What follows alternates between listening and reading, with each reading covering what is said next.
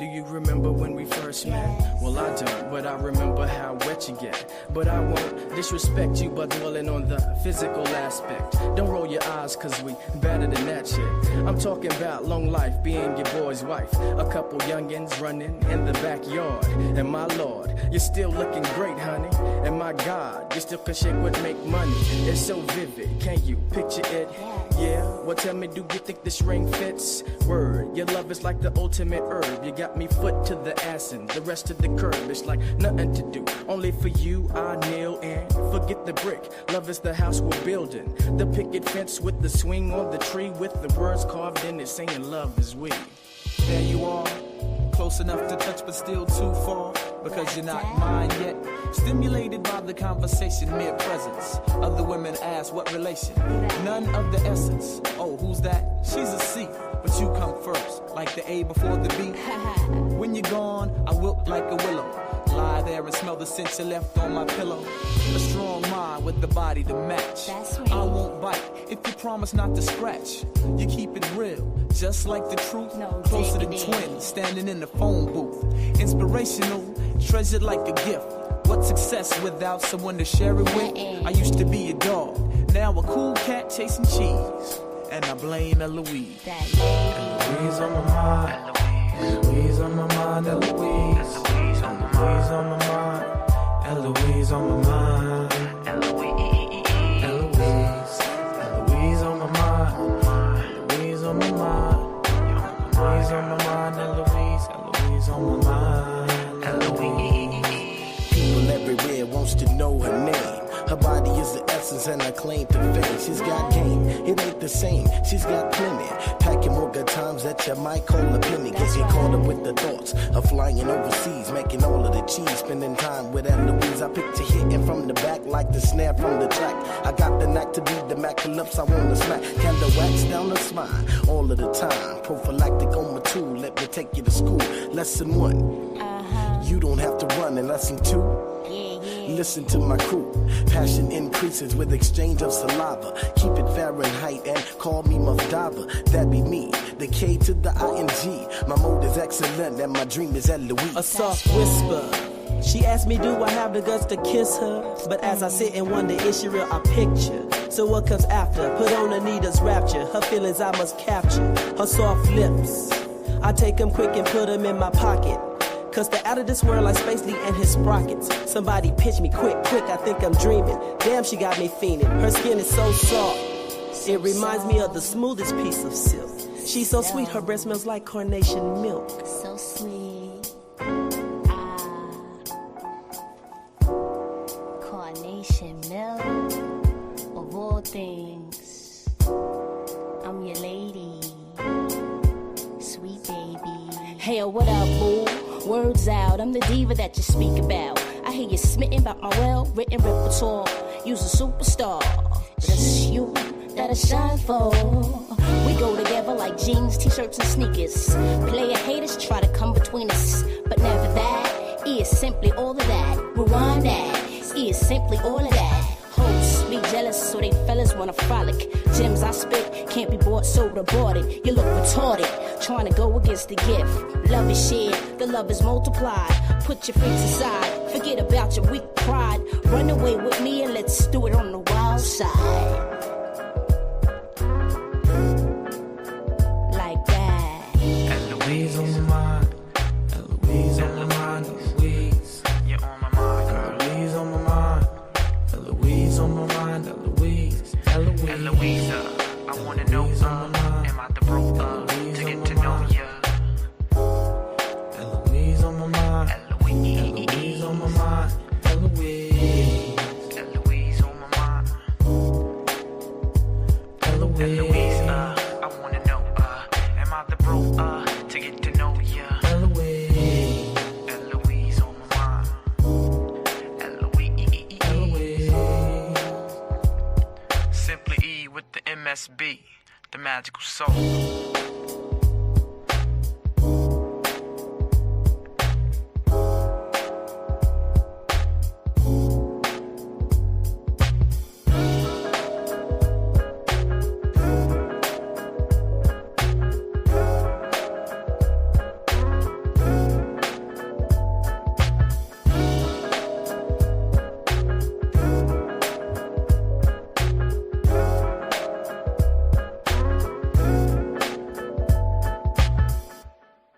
Eloise on my mind. Eloise on my mind. Eloise. Eloise on my mind. Eloise on my mind. Eloise. Eloise. Oh, what's up, everybody? Exciting times in these PV streets. Welcome, welcome, welcome, welcome, welcome, welcome, welcome, welcome to PV versus everybody. And you're watching Productive People. That's what's right. It's Wednesday, 7 o'clock. We going live. We got a lot to talk about in these SWAC streets, in these HBCU streets, in these football streets. But it's PV time. It is our time. We are your SWAC football champions, your NCAA men's basketball SWAC champions too, by the way. Listen, we here, new outlook, new setup. You know, I'm a little live in person. I said, I'm gonna do a little different angle today. I'm gonna get up a little close and personal with y'all today. I was like, you know what? When I look at the videos and everybody's like, man, why you so far back? You know, we see the couch and everything, but I so much good information. I felt like I was too far from y'all. I was like, let me get up person. Let's get close and personal. Because we got a lot to talk about. And of course, I wouldn't be here if it wasn't for you guys. I wouldn't be here if it wasn't for PV. But I also, I'd be remiss. I wouldn't be here if it wasn't for the haters. If it wasn't for the haters, if it wasn't for this HBCU streets, y'all made us do this. Y'all made us formulate PV12. Shout out to PV12 in the building. Shout out Section 107. Shout out to all the PV alumni. Shout out to everybody that's doing their thing. Shout out to G Boom, tireless work. Shout out to Lionel. Give it up to Lionel. He created this platform, PV versus everybody. He was fortunate enough to allow me to be on the platform, to lend his space and lend his platform so I can do my thing. What's up, everybody? Hold on. Let's get it. Before I do all the shout outs.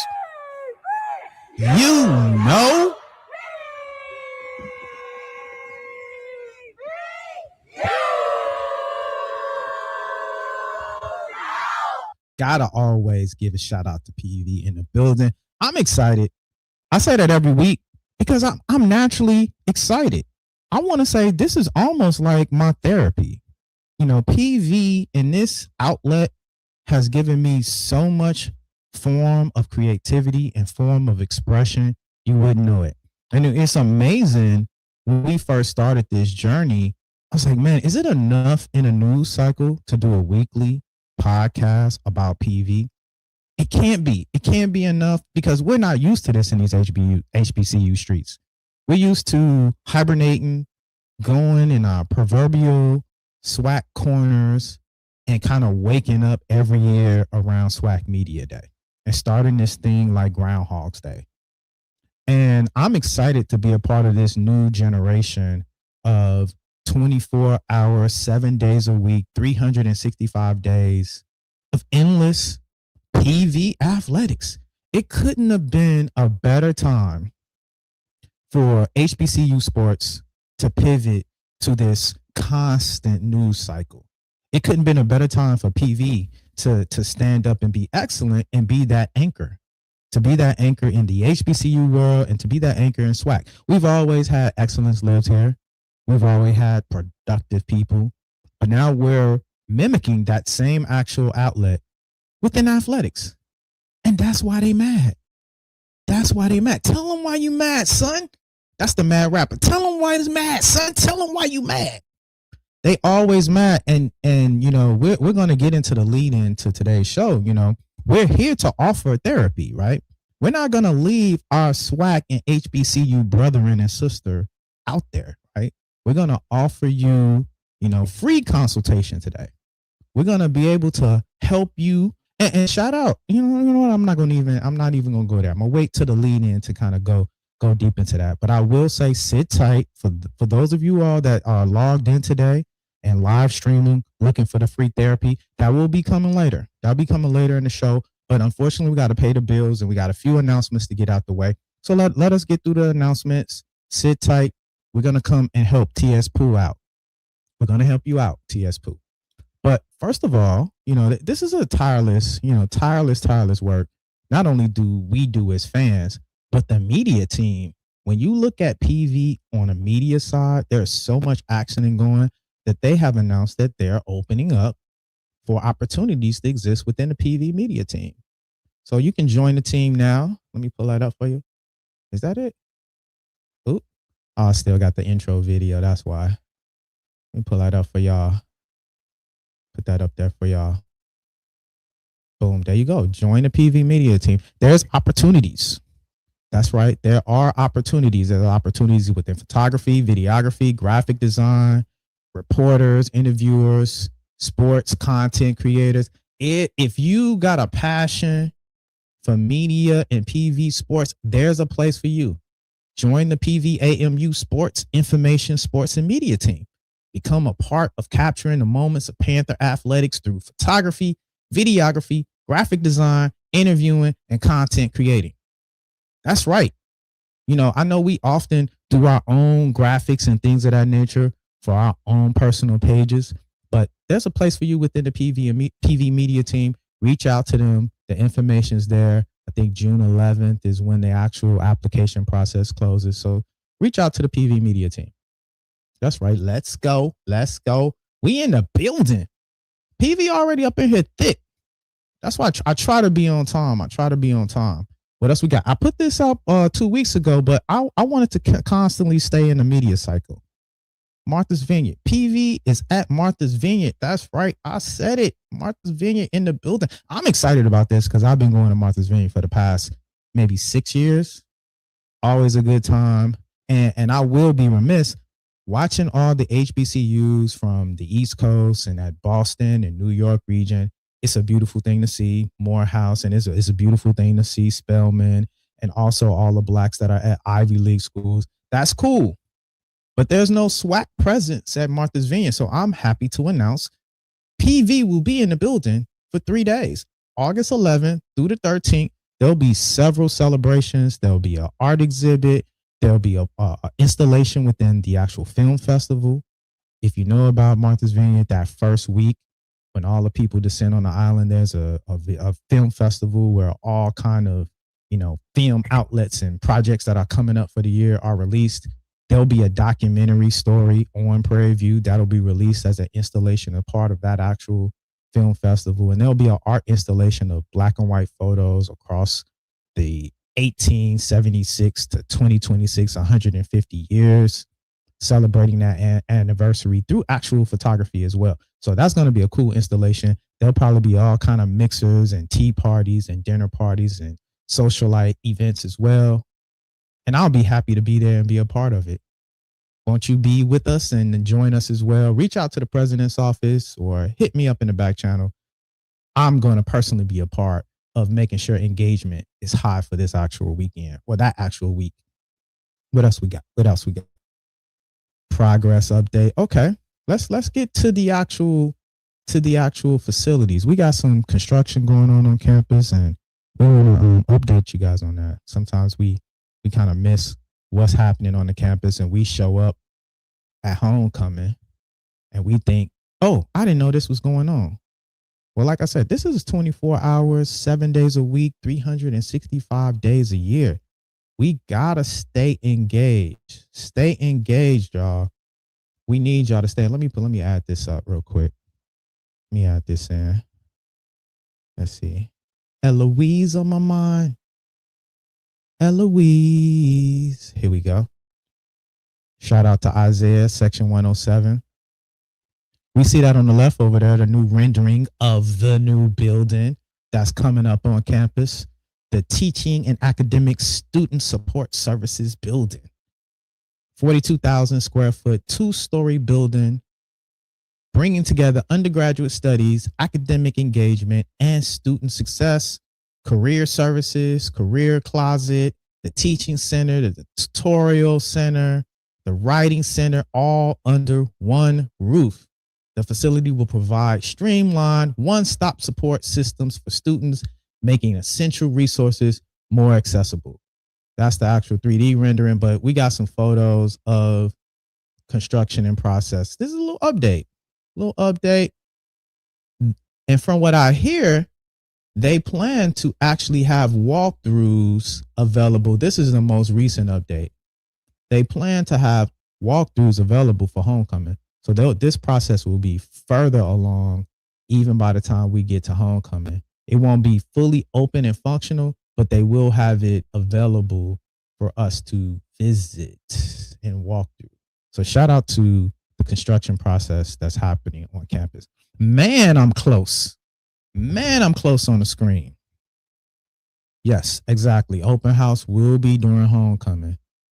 I'm trying something new, y'all. I know y'all wasn't here earlier. I said, I'm going to try something different with the camera angle. I'm going to get up close. Get up close and personal. Close and personal. What else we got? PV Dallas. Anybody knows PV Dallas is one of our stronger alumni groups. What do we got? Hold on, here we go. This is probably one of the top events to attend. The 29th Annual Scholarship Gala and Silent Auction. They've already got their information out there. Shout out to the Dallas chapter. Dallas chapter 29th Annual Scholarship and Silent Auction Gala is happening Friday, September the 25th at the Hilton Anatole. As we celebrate PVAMU's 150th anniversary, we also honor the legacy members whose dedication has helped make our university a beacon of hope and excellence for generations. Get your sponsorship, get your tickets today, and join us for an evening of celebration, fellowship, support the future Panthers. You can go check out all of the information on pvamuf.org/Dallas Gala. Dallas is on fire, y'all. That's right. They've been on it for a long time. We actually do need to duplicate that energy through all the chapters. Shout out to the Dallas chapter. I got to get used to this up and close. I got to get used to it. But shout out to PV Excellence. Excellence lives here. What else we got? In announcements?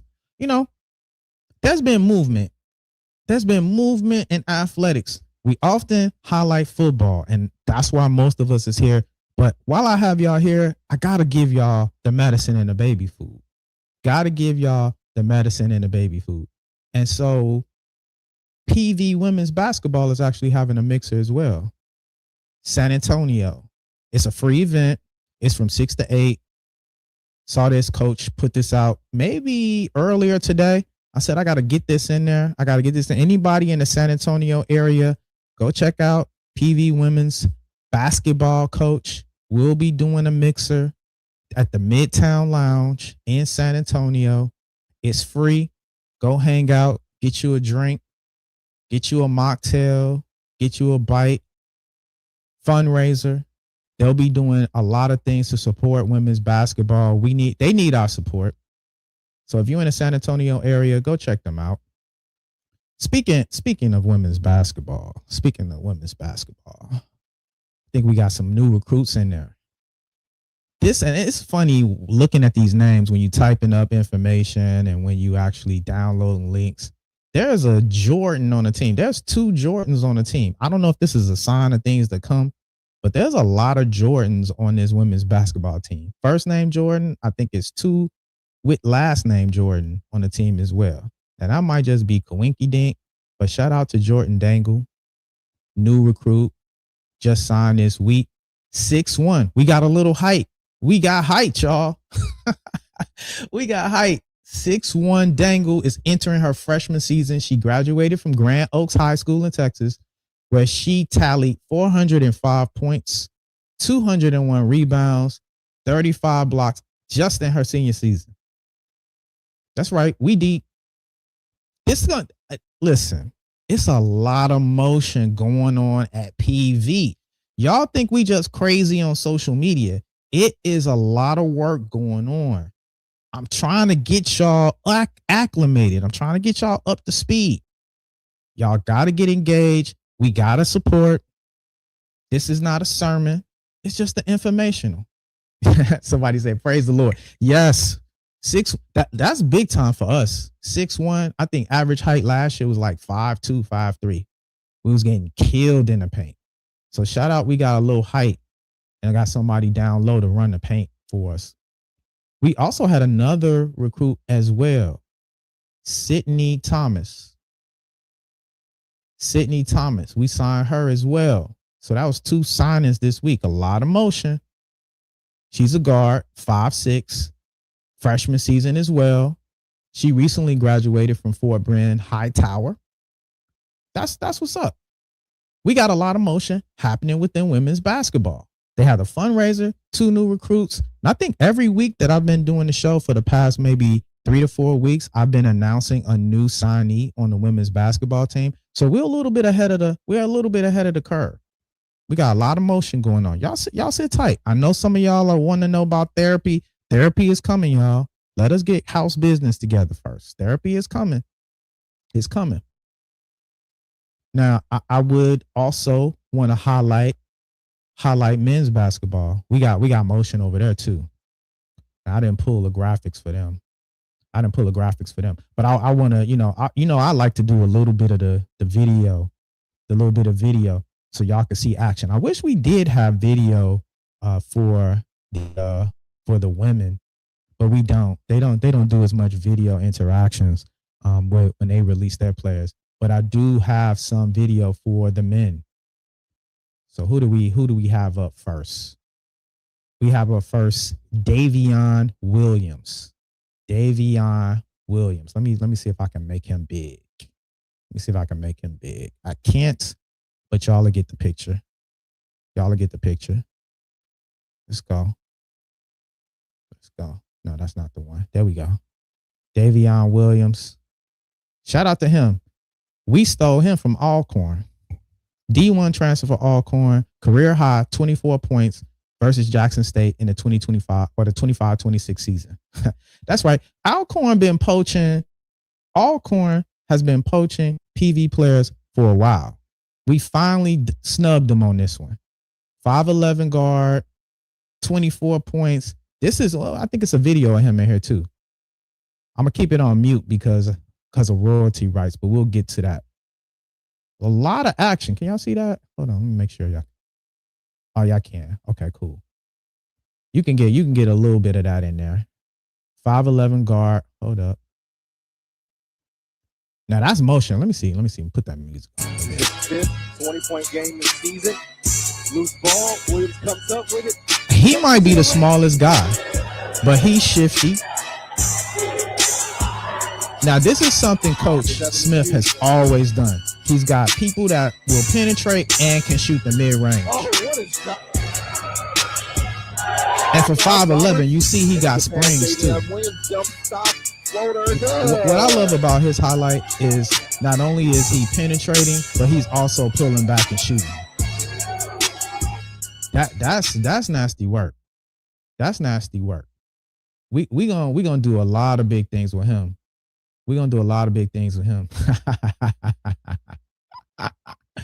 Man, don't you worry.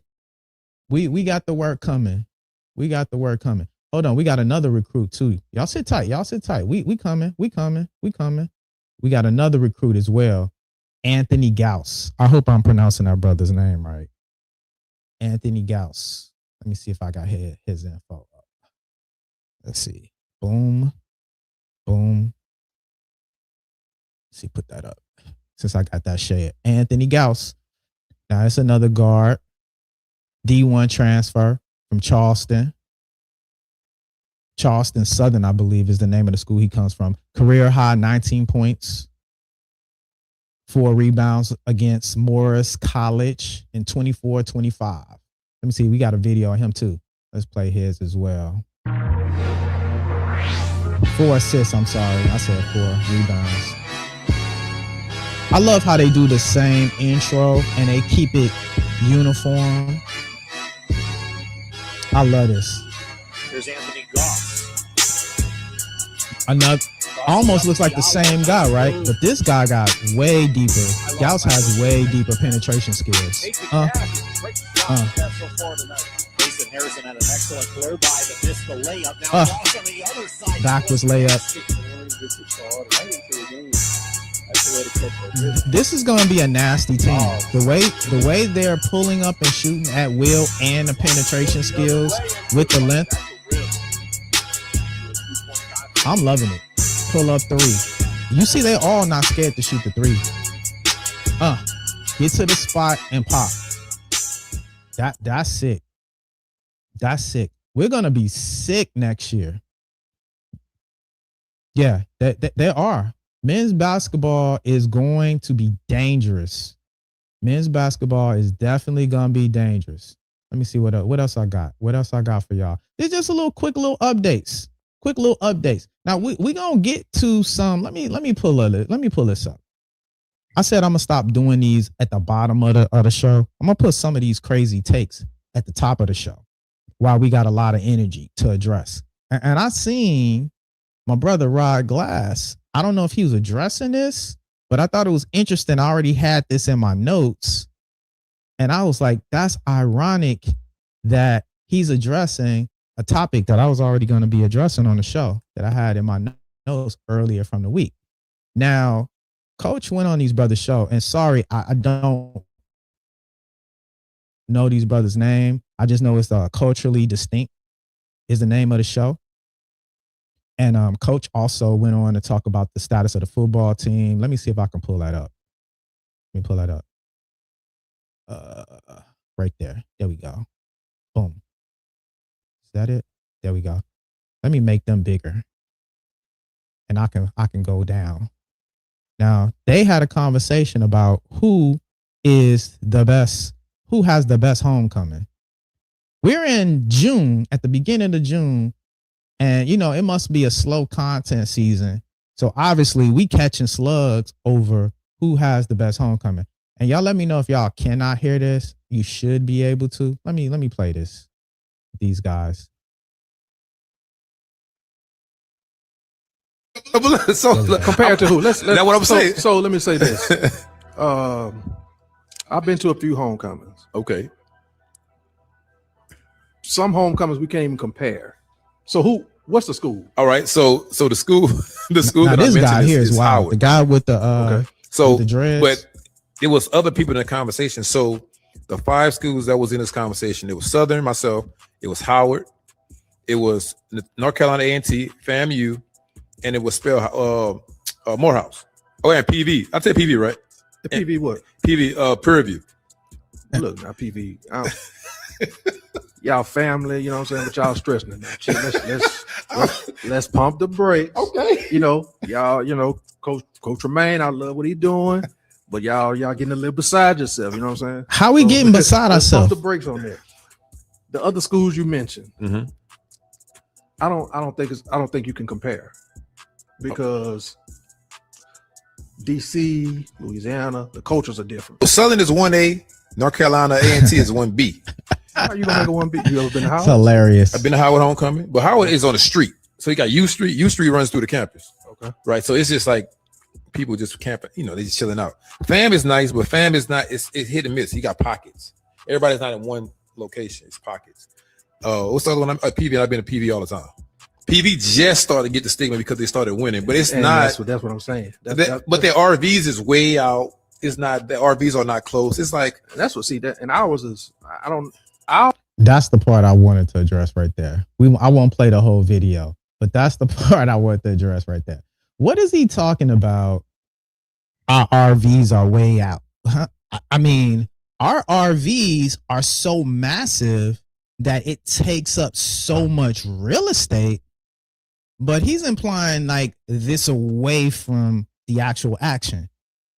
The RVs envelop the entire campus.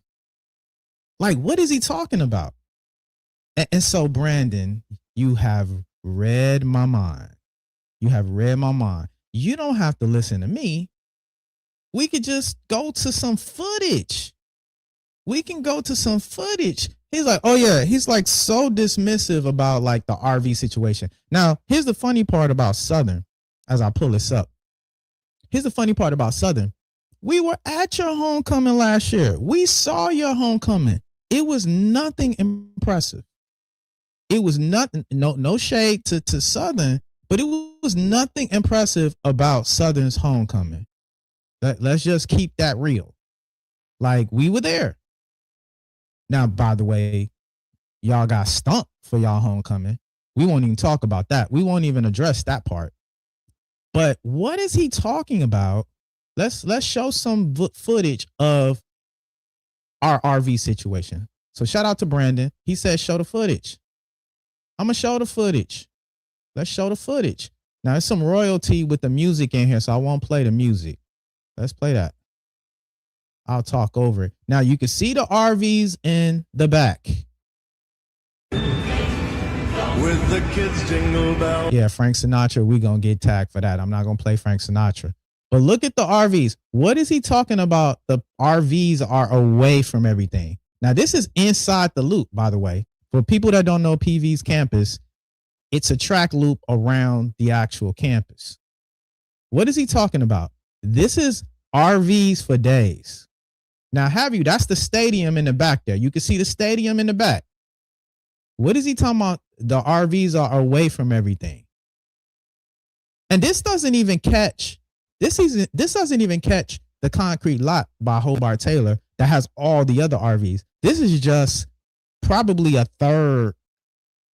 You're just catching the outside look. You're not even understanding how deep this goes into campus with all the RVs. To be honest with you, these are the late Larrys. A lot of these people are the late Larrys. You getting just the outside surface of it.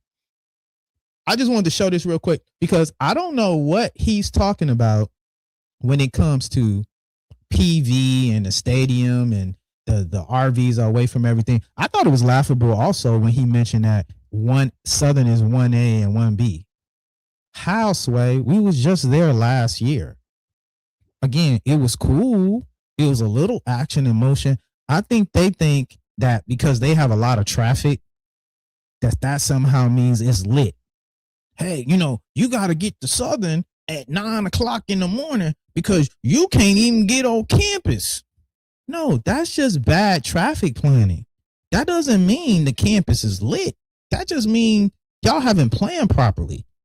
And one thing you know about Southern, it's like a one way in, one way out. And then, of course, those who know, we all know that back entrance.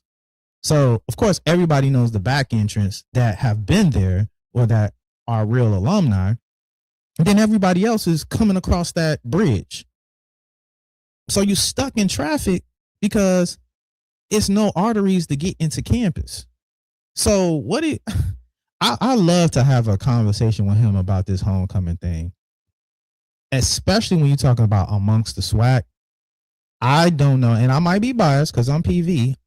I don't know anybody in the SWAC that will rival Prairie View's homecoming. I'm being dead honest with you.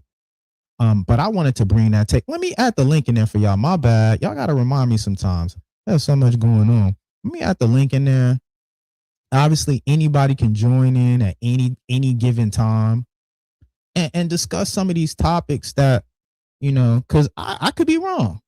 If it's Southern people out there that got some takes on this, or if it's some PV people out there that's like, nah, I said you kind of being a little biased. It's lit at Southern. Maybe I got it wrong.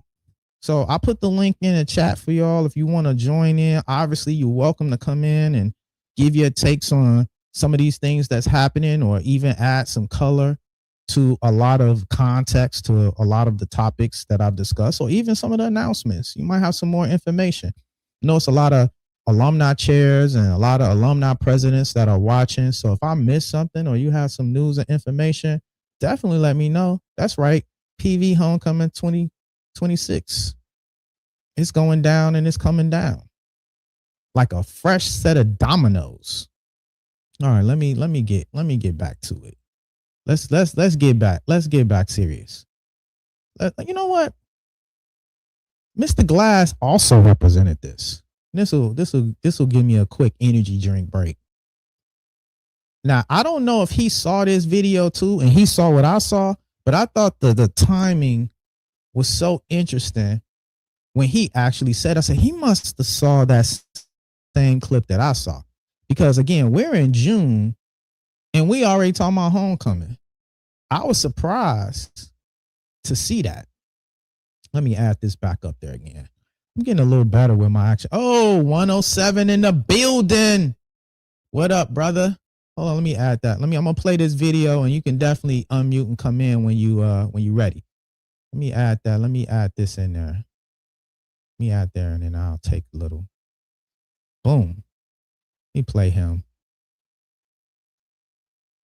The proper respect hasn't been given to my school and our homecoming. So I'm here to set the record straight. Other HBCU homecomings are one day, only on Saturday. At Prairie View, I'm out on my campus on Wednesday. So them 5 days from Wednesday to Sunday, my school is popping and I'm getting it in. My school brings back over 50,000 alumni people to come back and celebrate their homecoming. Not people who never went to college.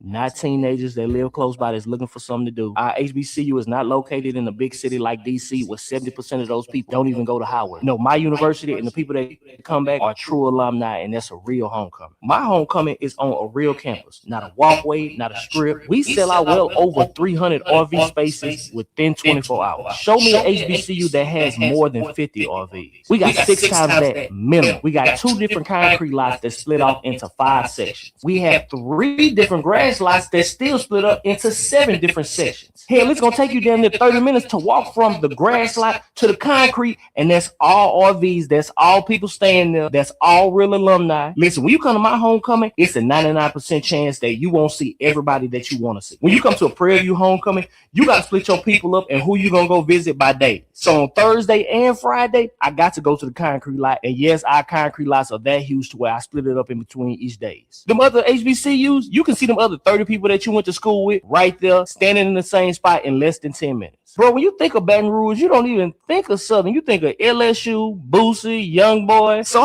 matter of fact, let me not do that. Let me keep it positive. But when you think of Prairie View, you think of my school, our homecoming, flat out. So if your school ain't even in the top 3 mentioned when people think of where your school is located, get out my face.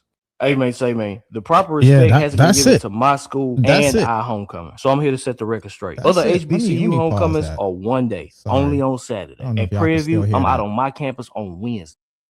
Yeah, I don't know what they was talking about, but he said it best. He said it better than me. That's why I put that in my notes. Let it run.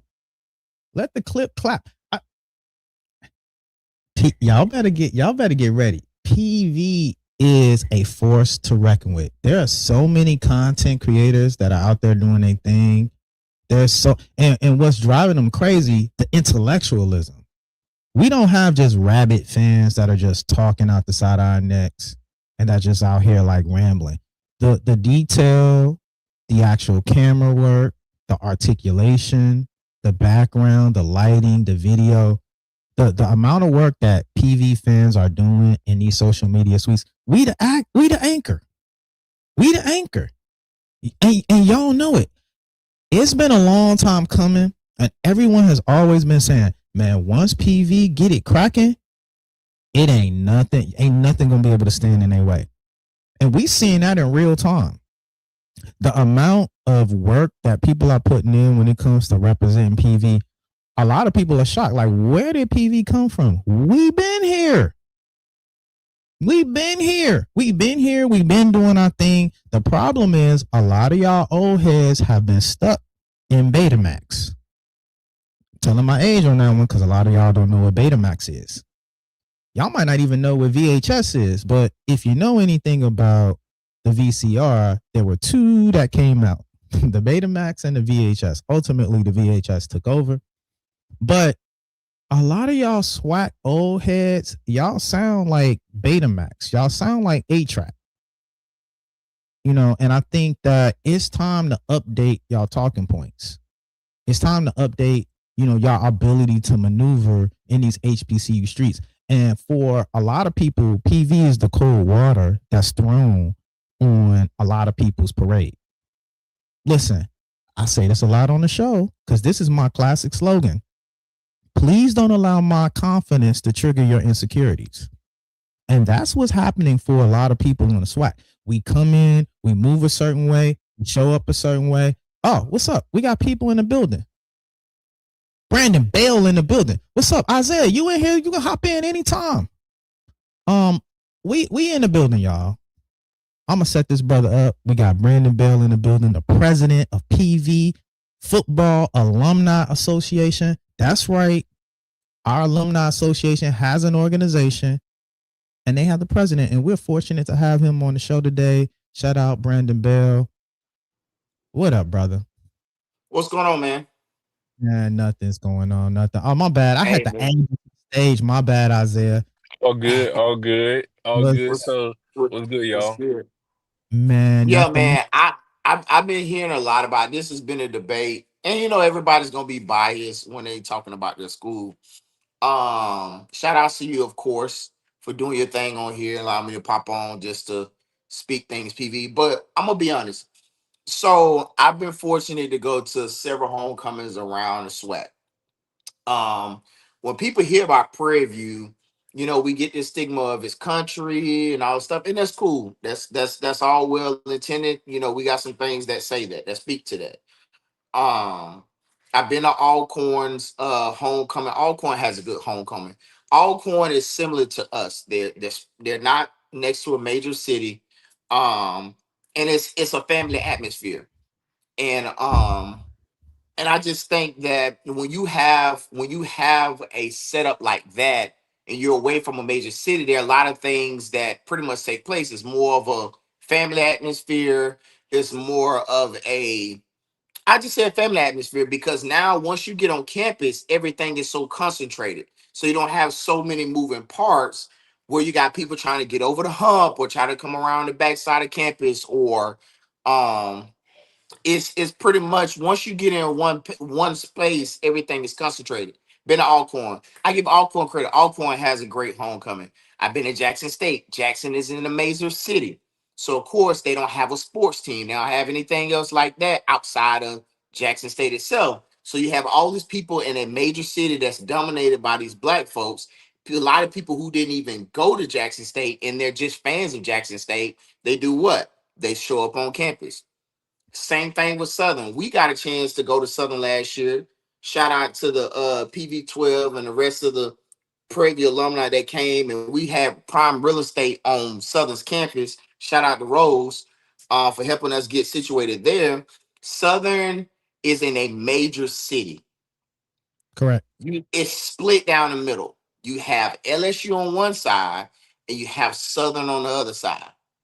So if you don't have anything else to do, 9 times out of 10, you're going to do what? You're going to go to Southern's campus and you're going to hang out. Correct. Southern has a lot of people on their campus. I give them credit for that. The unique thing for Southern is Southern, the way that they tailgate, they're allowed to tailgate all over campus. They're allowed to tailgate all over campus. Correct. They're allowed to tailgate over near the Mini Dome and over there near what's the school? Not is it Scotlandville? I think it's Scotlandville. Don't get me the line. But you missed another key point too. These are all capital cities. Exactly. So not just popular cities, right? Baton Rouge is the capital of Louisiana, right? Yep. Jackson is the capital of Mississippi. Yeah. Tallahassee is the capital of Florida. You're Florida, right about that. Right? So you're talking about the capital city and the lending of the whole state's political machine right there DC. in your backyard. And we talking like you mentioned DC. Howard, right? You got DC. So for us, and I'm just going down some of the ones that I've been fortunate. I don't mean to cut you off, Brandon. I'm gonna throw it right back to you. TSU by 30. Call in, brother. I put the link in the chat. Call in, brother. Let's talk about it. We said we're gonna do some free therapy for y'all. We have some clinicians live on duty. We got Dr. Bell here. We got Dr. Isaiah, on the line, and you definitely got Dr. Brass here.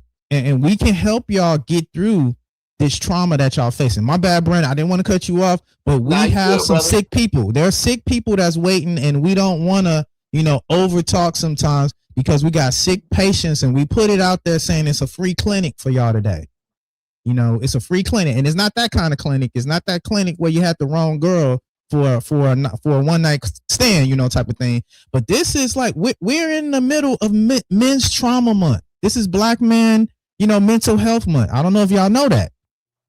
So we're here to help you get through your mental trauma, especially you Black males. We're all Black men in here. Each one teach one. We are licensed PV clinicians. We can help you get through your trauma. All right, my bad. Back to you, Brandon. Go ahead. Nah, you good, man. But like I said, man, I've been fortunate to go to several homecomings, and what you said is right there in capital cities. So for schools like us and Alcorn and maybe some of the other ones, and I only reason why I say Alcorn, because Alcorn is, in my opinion, we're kind of similar to a degree as far as being away from pretty much your major cities, but everything is so concentrated. But see, this is the thing about people fail to understand about Prairie View is you can be in Houston, you can be in Austin, you can be in Dallas. We're smack dead in the middle of some of these major cities. Anytime that you hear that it's Prairie View's homecoming, everybody they stop what they're doing, put it on their calendar, and they come down to Prairie View. Now, We got another sick Texas person, Southern, Brandon. let's give them some therapy. We Texas got Southern had we the got another sick nerve. person. Texas Southern God had the saw beginning. Come on in, brother. Come on in. It's we got one patient waiting. Come on. God saw beginning. No sin. 6921. What kind of name is that? But come on in, brother. Come on. Ushers, open up the doors. Where there be one. Come to the altar. Come to the altar. Come to the altar. Just now. We will save you. We will save you just now. My bad, Brandon. We gotta help these people out. you don't We gotta help them you out. done did an altar call. We gotta help these people out, Well, man. I'm gonna jump in and say this here. So I think that you guys are spot on. I think there's Hold also on, some. Zay. Oh, Zay, hold go on ahead. right quick. Let me say that. I'm gonna hop off. I'm gonna say this. I'm gonna hop off because I'm in here cooking too. Forgive me. I ain't mean to cut you off, but I was like, Oh, you let me good? get You on good? here.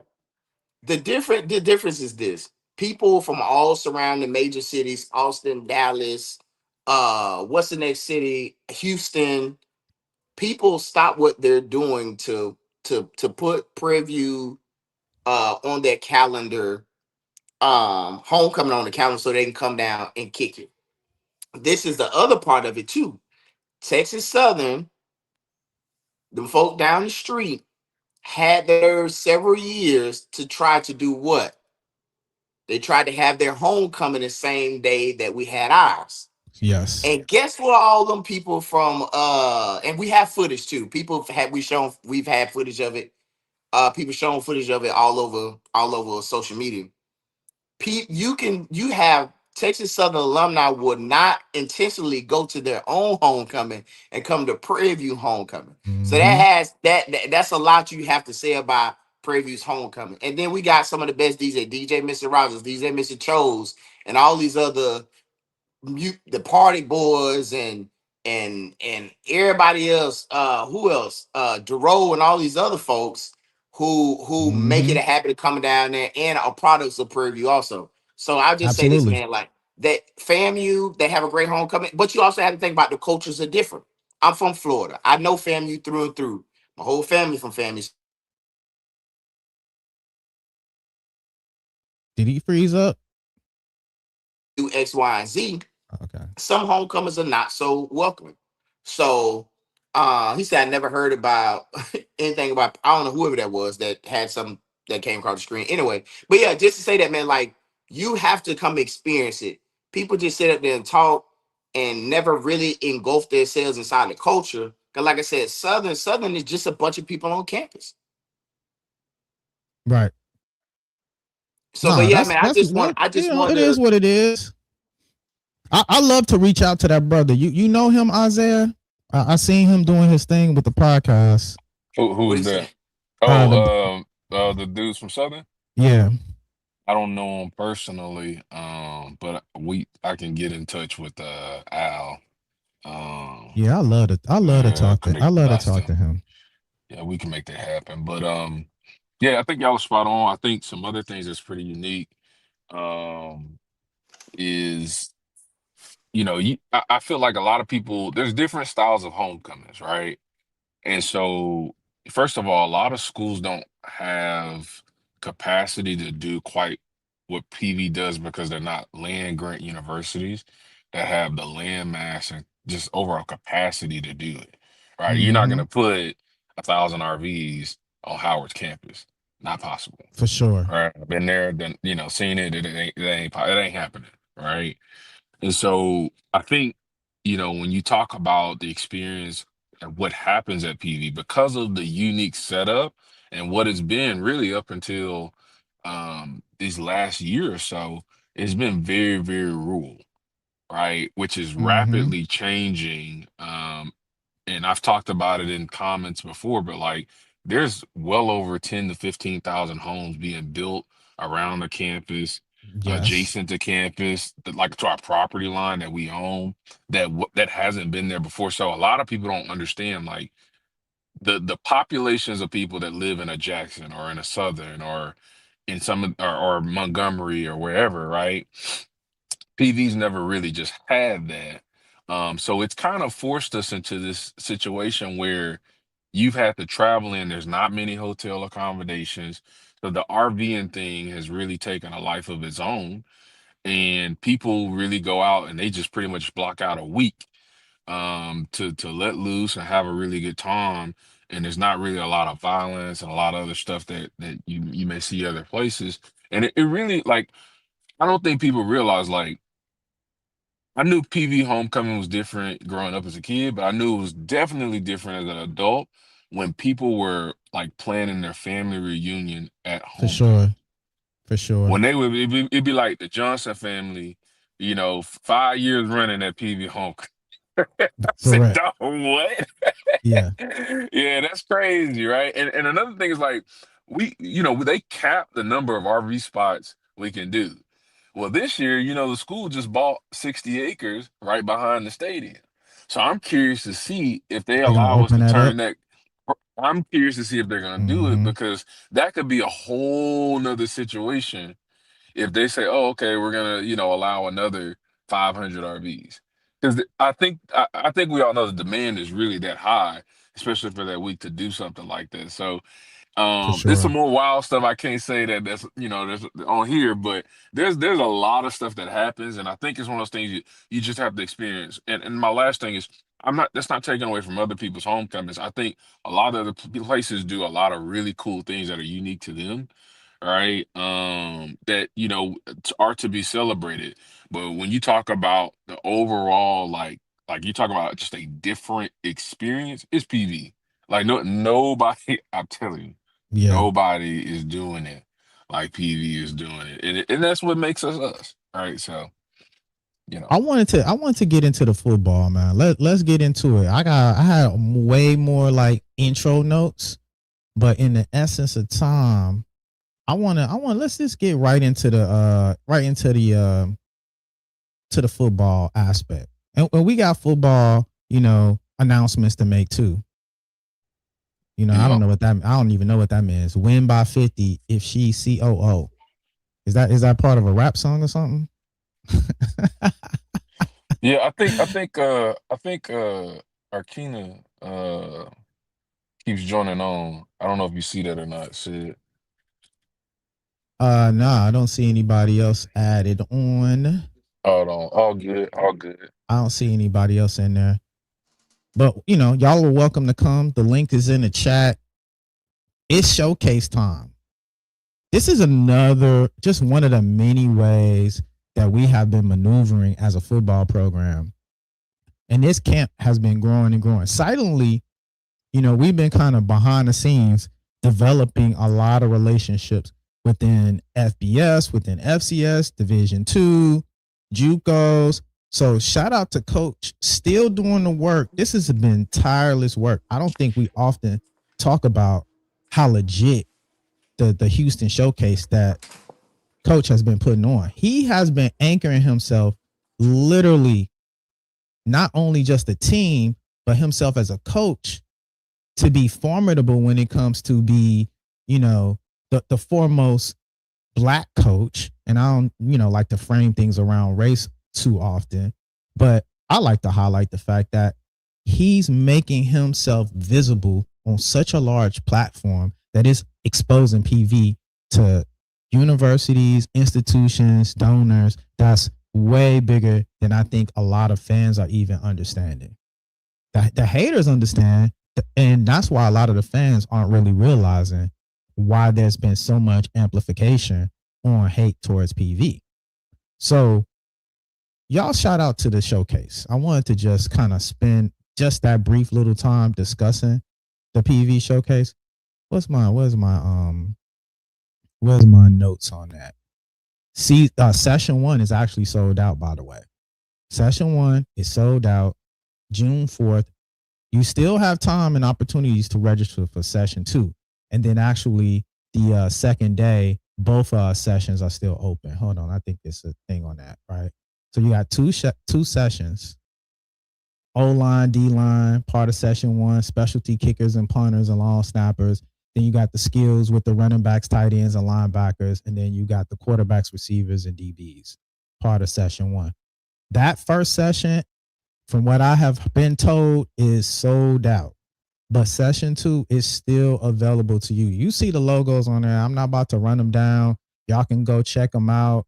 They're on coach page. They're on PV Athletics page. We gonna finish the fight. It's DOG. We killing it. High school class of 27 through 29. Y'all better sign up. Walk-ons. I heard coach mention players that were freshmen coming in from high school. I know we got a lot of flack for not bringing in high school kids. Every high school kid that PV brought in attended camp, attended coach's camp. We did not sign any kid to the team that was not part and participated in the camp. So this camp has been a gateway to being on a team, even though people give us a lot of flack for not bringing in freshmen. But I will tell you, you will get some good, legit looks at this showcase camp. This is huge. And there's been some videos about, the over expectations that exist with camp, not PVs, not this one, not this showcase, Houston showcase. So I wanted to say, get there, be there. You want to be seen. You got your kids. I get tons of emails. Hey, I got this kid. Hey, I got that kid. Bring your kid to the camp. We'll put them through the blender. We'll see what they're about. Now let's keep it rolling when it comes to PV, because I got some more things we gotta address, right? And I'm sorry for the patients that would keep you waiting, but if you've been to a hospital, sometimes there's a wait. There's a waiting process, but it does get greater later. It does get greater later. What we got the schedule. Let's get to the schedule real quick, because there's been a lot of noise. It's been a lot of noise. Hold on, let me remove that. Hold on. Let me remove that. Because there's been a lot of noise about the schedule. Is that it? Nah, that's not it. Let's add that in there. Now we can add it right there. There we go. PV schedule. Let's get to it, because there's been a lot of conversations about PV, and I'm gonna let Lionel do the dirty work. You know who you was out there that said that we basically aren't getting televised games. You know who you are. I've talked about you enough. You've been on Brass Monkey. We already know. But here's the schedule. Tarleton, ESPN2. Labor Day Classic, ESPN2. Baylor, ESPN Plus. SWAC TV, Stephen F. Austin. We got the State Fair Classic, ESPN Plus. We got the Jaguars on SWAC TV. We got Alcorn on HBCU Go. Texas A&M Commerce, ESPN Plus. Alabama A&M back on SWAC TV. And then, of course, the big one, Alabama State on ESPN Plus. Y'all got the schedule out there. There's no excuse. If you're there, we love to have you there.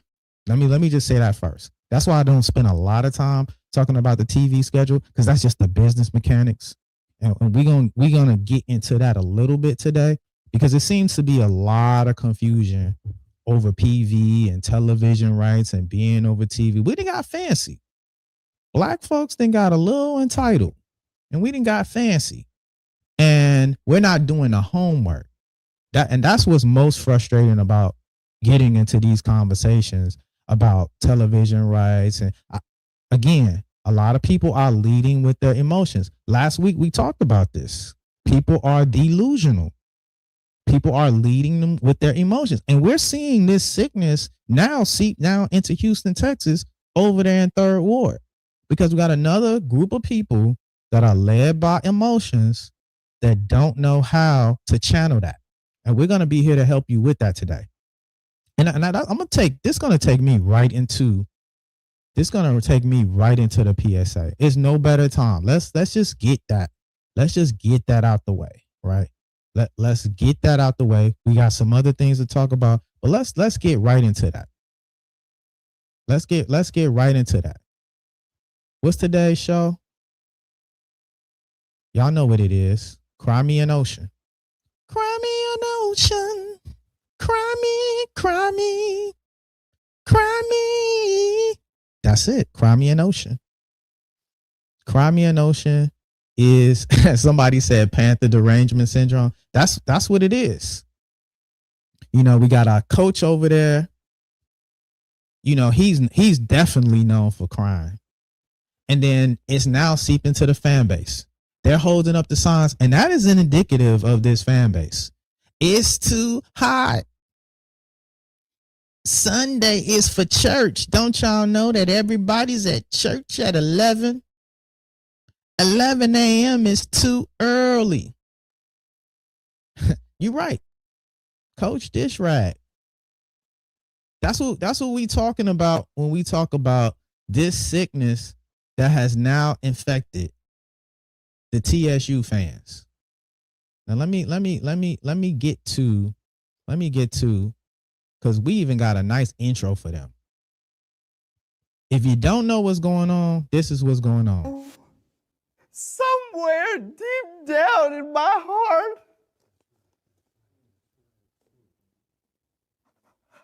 I still love you.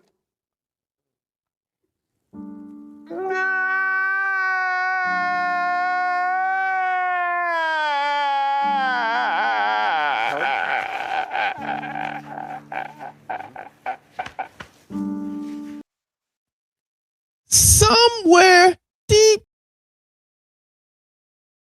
in my heart, I still love you. Ah, man, that doesn't get old at all. Hold on, let me pull back on that one. Let me pull back. You know, I got a little, the old head got little tricks in there. Hold on. Let's pull this back a little bit. Let's pull this back. Somewhere deep down in my heart, I still love you. Oh.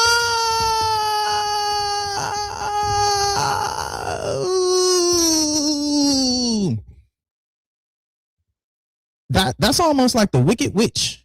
It's almost like the Wicked Witch in Wizard of Oz. I'm melting. That's what's happening to TSU fans. I don't know what's going on. I don't know what's going on over there.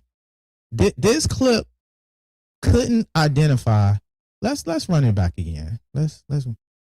Oh, somewhere deep down in my heart, I still love you.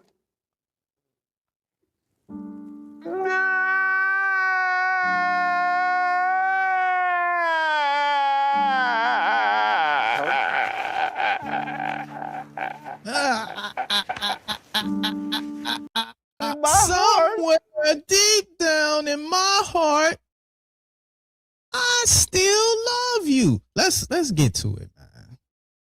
What's going on? What's going on, Texas? Let me get back. Let me get back. Let me get more intimate. Let's get intimate. Let me get back into this. Let me get close and personal with y'all. Let me talk to y'all, TSU.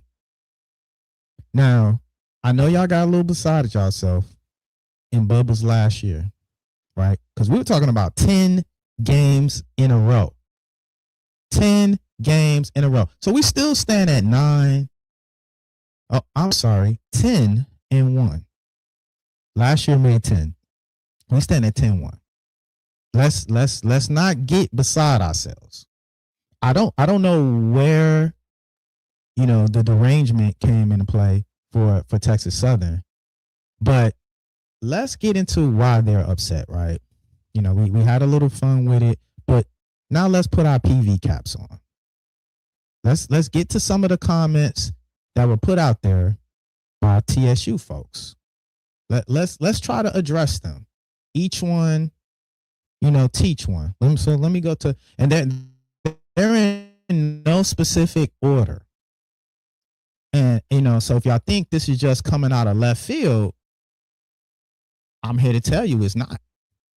I'm here to tell you a lot of this isn't coming from left field. Let's add this to the stage. Hold on. I still got the video up there. Hold on. Let me add that. Boom, boom, boom, boom, boom, boom, boom, boom. Hold on. Let's add that. Boom. And then oops.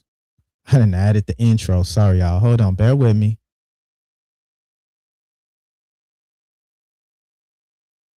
Bear with me. There we go. Boom. PV folks are just plain dumb. What's going on here? What's going on here? I don't need to be seen. I know y'all can hear me. I know y'all can hear me. PV folks are playing. Can I make this bigger? Let me see if I can make this bigger. Let me make sure that y'all can see that. Boom. That's what we got. Hold on. I can actually make that more cleaner, right? That's what we dealing with. That's what we dealing with. Can you add me in there? Boom. You learn a little bit every day. Now, this is a lot.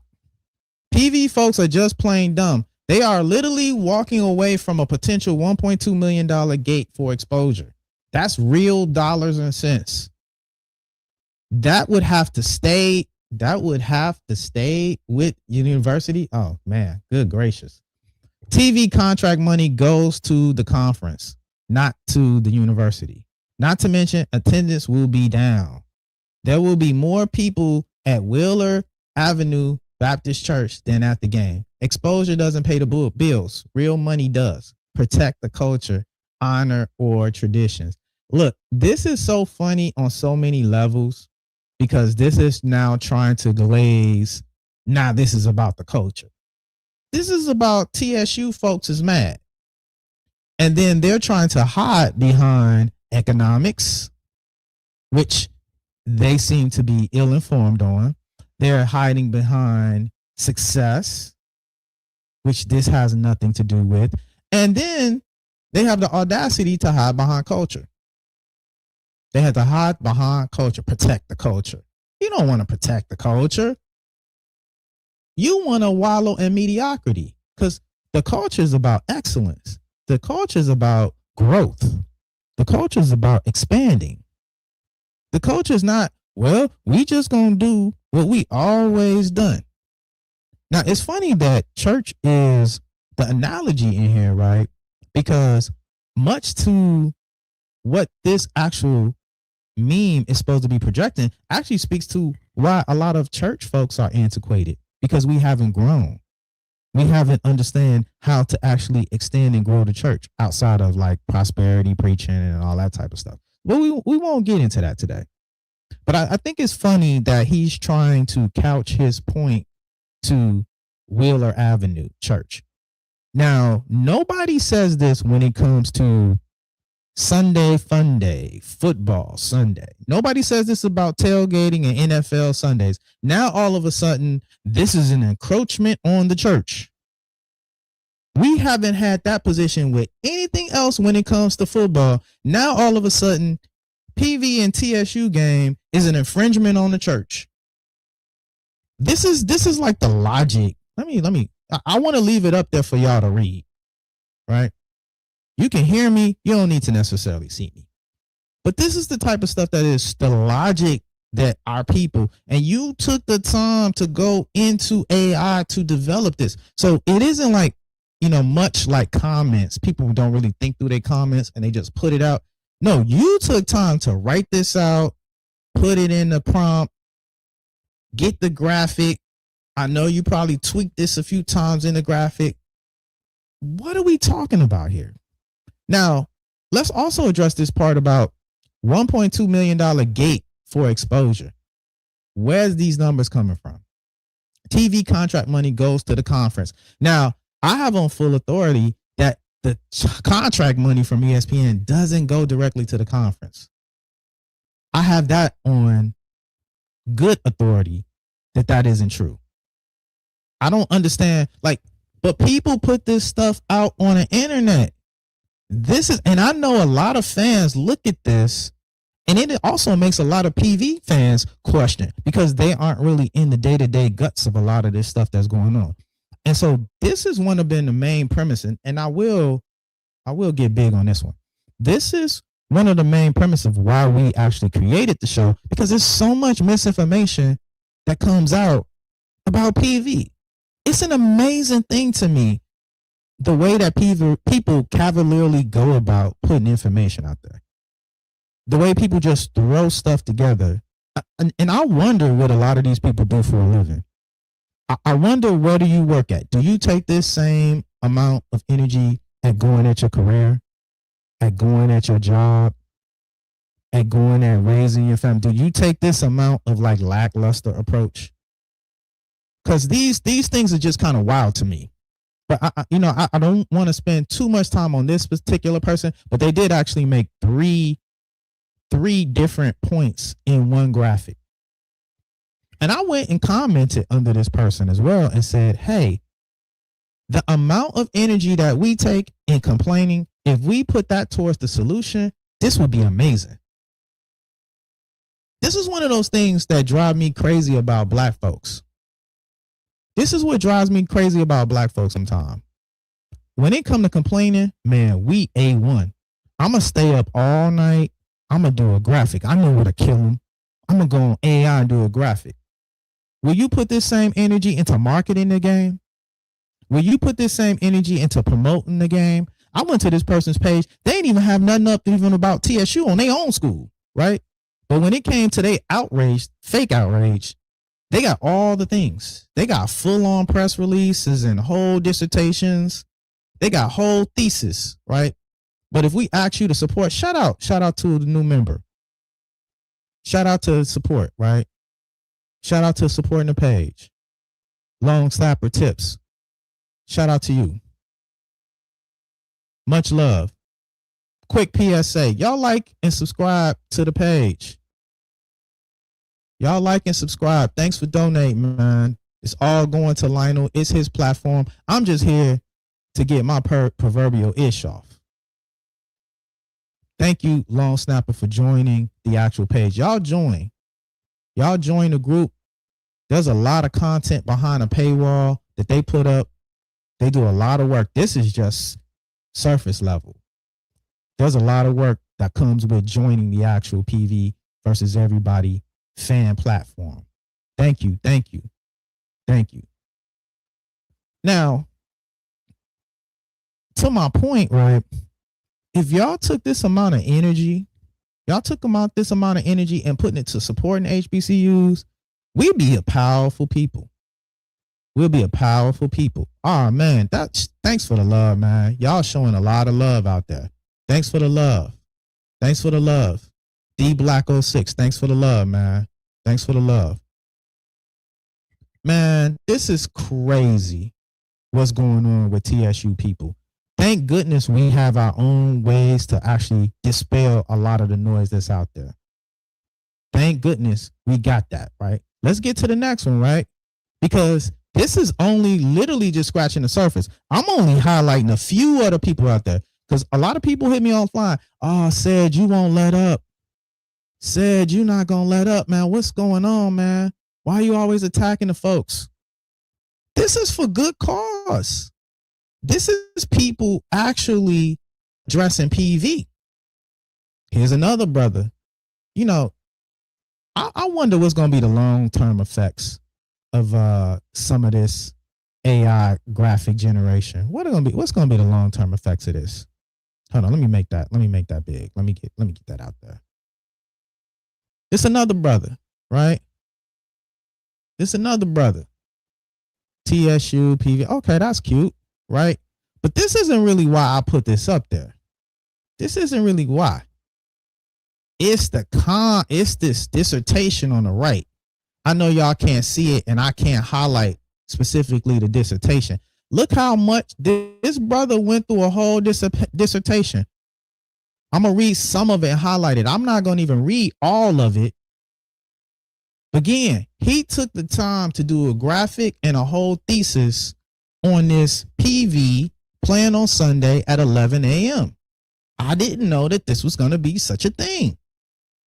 Why are we allowing a Caucasian-owned ESPN to change HBCU culture? That's the title of this, with a question mark. So let me see if I understand this correctly. The Labor Day Classic, a tradition that has always been played on on Saturday night under the lights with packed tailgates, legendary band performances, and an atmosphere that can't be duplicated, has now been moved to an 11 a.m. Sunday kickoff. And we're supposed to believe this is an improvement?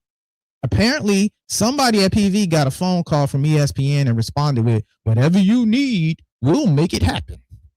Saturday night tradition, gone. The culture adjusts accordingly. The fans, set your alarm clock. The bands, hope you were planning on bringing the same energy before lunch. Let's pause there. Because again, this is a whole dissertation. Y'all can go read some of this stuff in your own time. This is the stuff that folks is out here putting. Thank you, D Black, brother. Thank you, D Black, for the donation. Thank you, Long Snapper, as well. This is the stuff that people are out there putting on social media. Again, where can we find you when we got DEI and HBCUs being attacked? Where are these dissertations about allowing black folks to enter into college? Where are all the man? Very articulate, very well thought out. This isn't a random post. This isn't like random jargon. These people are upset. What culture is gone in a snap? Who's stopping you from coming and supporting your school at 11 a.m.? Who's stopping you, sir? The energy that you put into this negative spin and take on the university is crazy to me. Again, a lot of these people are the spook that sat beside the door. They're just sitting back waiting to be negative. You know, they got a whole narrative about ESPN, right? Oh, and made it about race. We want to be on every possible platform that's available when it comes to making sure your university is out there and your football program is out there. And I'm not trying to be Big Willie on this one, but TSU, y'all kind of out y'all weight class on this one. We're playing chess and y'all are playing checkers. Y'all worried about the traditions of just showing up at the game. It's not our fault that this is y'all biggest game of the year. It's not our fault that this game is even bigger than y'all homecoming game. It's not our fault that y'all have an attendance problem and fans don't come to your home games. So this was going to be, your swan song. That's not our responsibility. Our responsibility is to do what's best for our institution, especially when the Labor Day Classic falls on a home team for us. Now, y'all can do whatever y'all want to do when it falls on y'all. What you got? The last two Labor Day Classics have been fire, and if you don't think it deserves TV, you're crazy. It's on TV. What are you talking about? Don't think it deserves TV. We're talking about a bigger platform of TV. Again, this isn't new. The only thing new is y'all. An 11 a.m. game on Sunday is not new news. I hate to tell y'all that. And a lot of y'all crying about church. I'm here to tell y'all, most of y'all are not even in church in the first place. Let's knock it off. This not 1965. Talking about 95% of the folks is on at church on 11 o'clock on Sunday. Where? How, Sway? We're in one of the most heathenist nations of a climate of our country. Now you want to tell me everybody's at church on a Sunday? Come on. What the kids say? Stop the cap. Y'all capping. This ain't about church. This ain't about tradition. This ain't about culture. This is about being lazy. Let's keep it a buck. This is about being lazy. I don't want to get up at 11 a.m. Listen, if it's a PV game at 8 a.m., I'm there. I'm stopping at Whataburger. I'm getting me a egg and cheese taquito. Hold the swine. Get me an orange juice. Maybe knock me a little champagne in that joint. And let's go. It ain't nothing that's gonna stop me from seeing PV. I don't know what kind of new fans y'all are. Y'all starting to sound like these kids, and I'm understanding why a lot of these kids are dysfunctional, right? It's the entitlement. You know, we asked the team to elevate and to pivot and to put into work. We asked athletics to pivot and to put in work.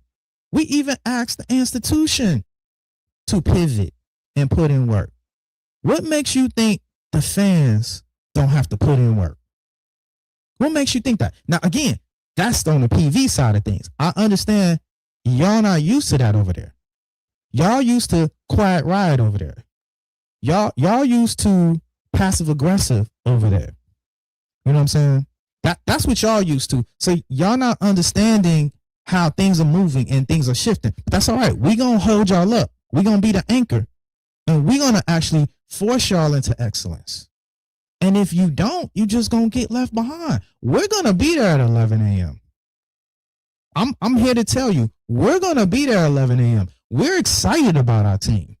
We're going to be there with our brunches.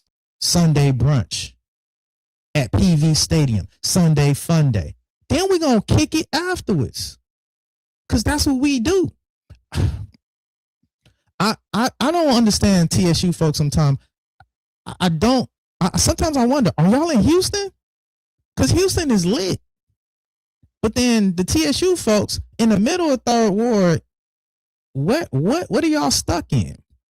It's like two different worlds and two different mind states sometimes when we talking about PV folks and when we talking about TSU folks. It used to be a time where we were just two different institutions, but we had the same like mind and the same like energy. Now it seems to be so much space in between the two of us when we think about how we think about problem solving, how we think about pivoting. I don't mean to get long-winded on this, but this type of stuff, a level of black folks being so mediocre, it is so annoying to me. And this translates in so many levels. I know we just talking about football, but we're really not talking about football. Because how you do one thing is how you do another. I've always been told that. Oh, y'all want the link? My bad. Let me add the link in there. Hold on. I hear y'all want the link. Hold on. Let me put that in there for y'all. We got two good brothers in the building. We got Lionel Mosby, the host, the founder, PV versus everybody. What's up, brother? What's up? I appreciate it. Two in the building, Alejandro. What's up, brother? Yeah, I would just, in response to, God saw beginning, that's not true, right? I mean, maybe if you're going to a specific church, then that could be factual. But, I just talked about this on the show the other day when we talked about the ESPN games that dropped, that there are plenty of churches that have multiple services. And so there are churches who have early morning services. I put 4 churches in there on that day to show y'all. There's 4 churches with 8 a.m. services that you could go still hit up church. You can get something to eat and jump over to the game. You got time to do it all, right?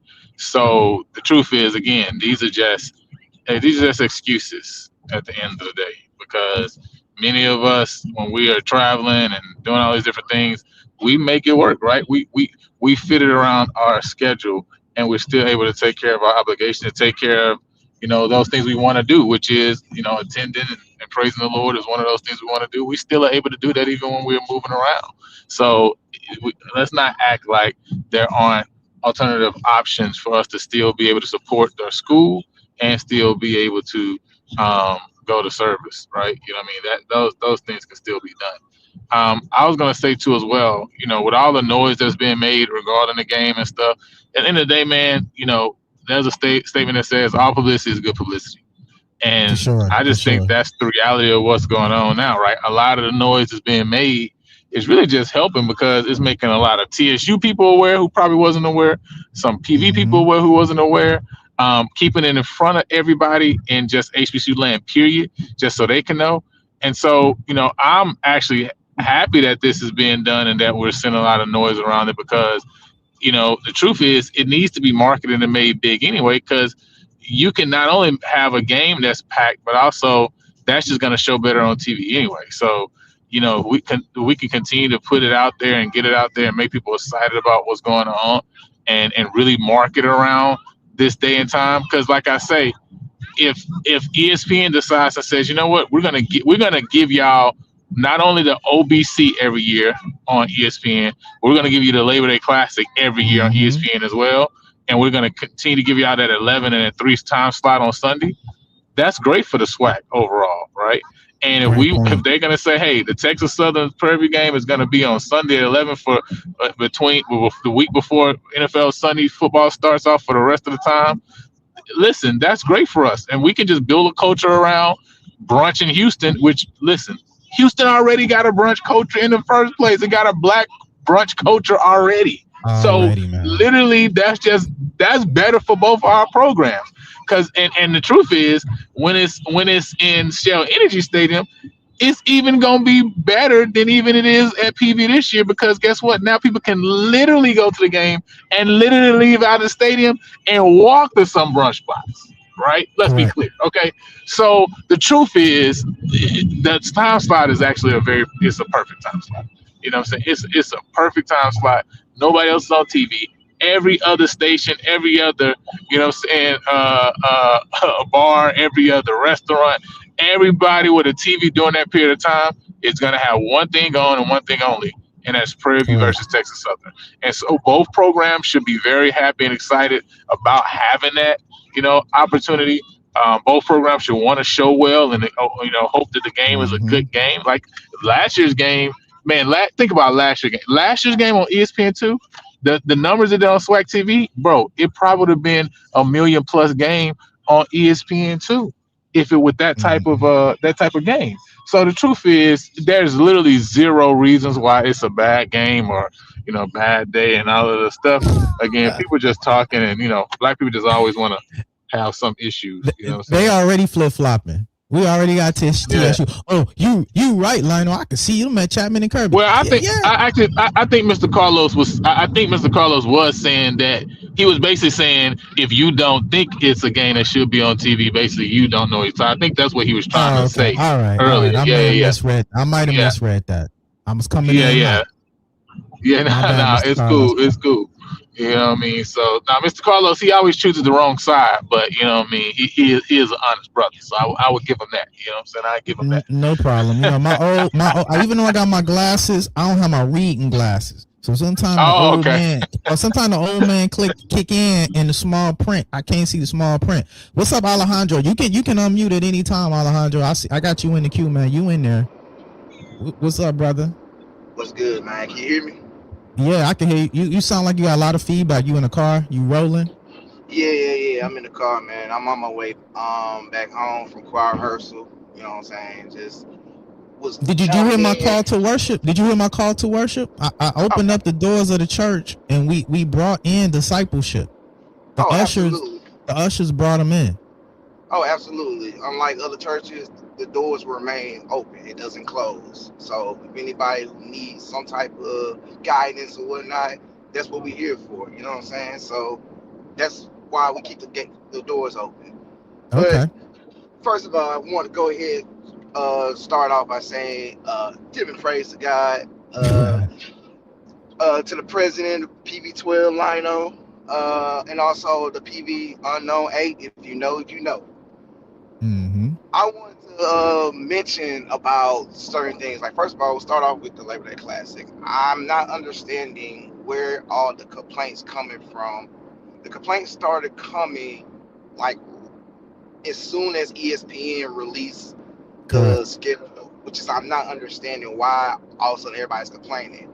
Where was the complaints when the schedule was released back in February, or like way before the spring game? Nobody did not mention about why we have to have a game at Correct. 11 a.m. We have church and yeah. First of all, just like what Lionel said, Houston, Texas is the capital of the brunch. So, and not only that, that day is leading up to a 3-day weekend, which is, of course, most of America does not have to be at work on Monday. But that's here, near, and there. Mm-hmm. The thing is, I'm going to take you off the topic a little bit. Have you noticed that a lot of these institutions are teaming up with one another? You have Southern teaming up with Mm-hmm. Grambling. You have Southern teaming up with Jackson State. You have Grambling teaming up with TSU to all go against Prairie View. And it's like, that's something that's not normal to me as a huge sports fanatic when it comes down to certain things. I'm sorry, like I don't care if another team is being dominant. I'm not going to team up with my arch rival to show hatred towards you. You know how that goes. The enemy of my enemy is my friend. That's Right. always been a thing. So Right. I'm not surprised when it comes to that. But go ahead. Right. And it's just odd. I'm not gonna be over here too long because I still gotta I'm driving right now. But it's just pretty odd. Like, including when Dion was here, when Jackson State was being dominant of the SWAC, of course you had people who had their issues or who didn't really care too much about Jackson State because of them being dominant, which is understandable. We're going through that right now. But excuse my French, but I'd be damned if I have to team up with Texas Southern just to show hatred towards another SWAC opponent. No offense. I'm sorry. That's just very odd. That's very weird. But maybe that's just a new thing. Maybe that's just a thing in the SWAC because honestly, I don't see Hampton and Howard teaming up to show hatred towards South Carolina State. At one Well, point in time, I thought. it's because we're the new daddy. We're everybody's daddy, and the kids, the inmates, want to run the asylum. That's what this is. They gonna opt up because they want to go back to the heyday. See, they always had that allegiance, right? The Southerns, the Grambling, the Jackson States, kind of sort of Alcorn. But they thought they was a big three, and now there's a new era. And now there's frustration. So it's like, oh, let's opt up and let's kind of join up in our talking points because we got to put PV in our place. The only way you're going to put PV in their place is win. And, secretly, they know they can't win. So they're going to go to the other thing, which is trying to control the narrative and try to create a spin cycle negative on PV. We've already been through a first iteration of that. PV12 is not allowing that to happen. We're now holding the gates, and we're now going on offense. I know you want to talk about my bad. I'm just passionate about this because I already see you're right on point. I already see what's happening. They're already trying to control a narrative that we have control over. We control our own destiny. We control our own optics, and we're going to push back every time we see misinformation and negative information put out there about PV. No longer are we going to continuously be silent about these things. Go ahead. My apologies. Nah, man, you good. You good. You like you said, man. Like you said, man, you hit it right on the head, man. So it's just one of those things that they fail to realize the more and more they doing that, the bigger the fan base is getting. Because now I'm starting to see more people, including like my small circle that I got, they're getting involved. Like they're asking me questions about what's going on at PV here and there. Because you still have alums who have busy lives and not fully aware of what's going on. And so Correct. whenever my circle hits me up and asks me questions and whatnot, they're more engaged and they're more like, oh wow, like Good, this. doctor. And so therefore it's like it's a good thing that it's pretty much a good thing that we are able to see the ones that are against us, and so therefore that's making us as PV alums and PV fans to even grow and be stronger than what we were years ago. Yeah, it's a new day. Shout out to Mr. Campbell. We see you in the chat, Mr. Campbell. Shout out to FAMU. We already know what y'all conclusion for the season is going to be. So rest in peace. 2026 for FAMU. Hopefully, you guys can show some good signs when it comes to moving forward and correcting some of your misdeeds when it comes to football. Janarius, you're live in effect. What's up, brother? But let me I forgot who you were last week. I could not forget you now. I could never forget you. What's up? What's on your mind? What's on your mind, bro? Oh, you still got something? My bad, Alejandro. You want to finish out? Yeah, this is the last thing I want to say because you mentioned Mr. Campbell. Okay. About their season. At the end of the day,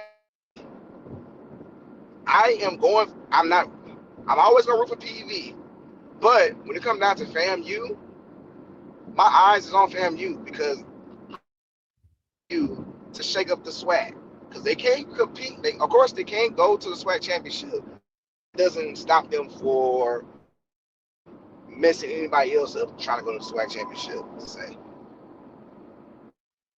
Yeah, I'm not even thinking about FAMU this coming up season. I think, if they can win 4 games, they'll be doing good, to be honest with you. They will probably play spoiler and disruptor. It will be interesting to see how much their coach will keep the team together, knowing they're playing for literally nothing. They're literally playing to just be spoiler. So it'll be interesting to see how well that thing can come together. Because the first kick in the teeth that they take, it's going to be hard to get them back. You know what I'm saying? It's going to be hard to get them back in the thick of things. The beginning of the season, sure, everybody's 0-0, and so everybody is going to be like all hands on deck.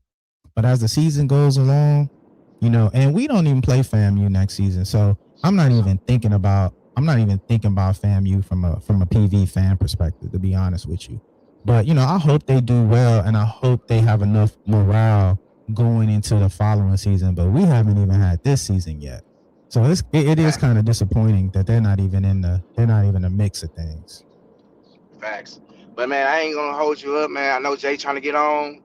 Shout out to what you're doing, man.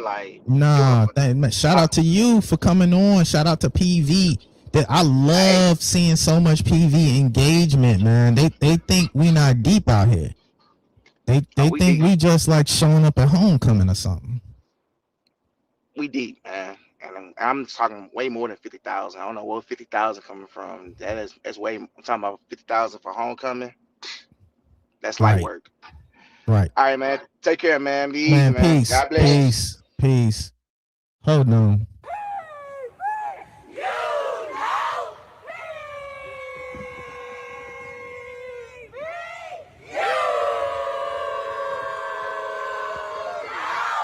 That's it.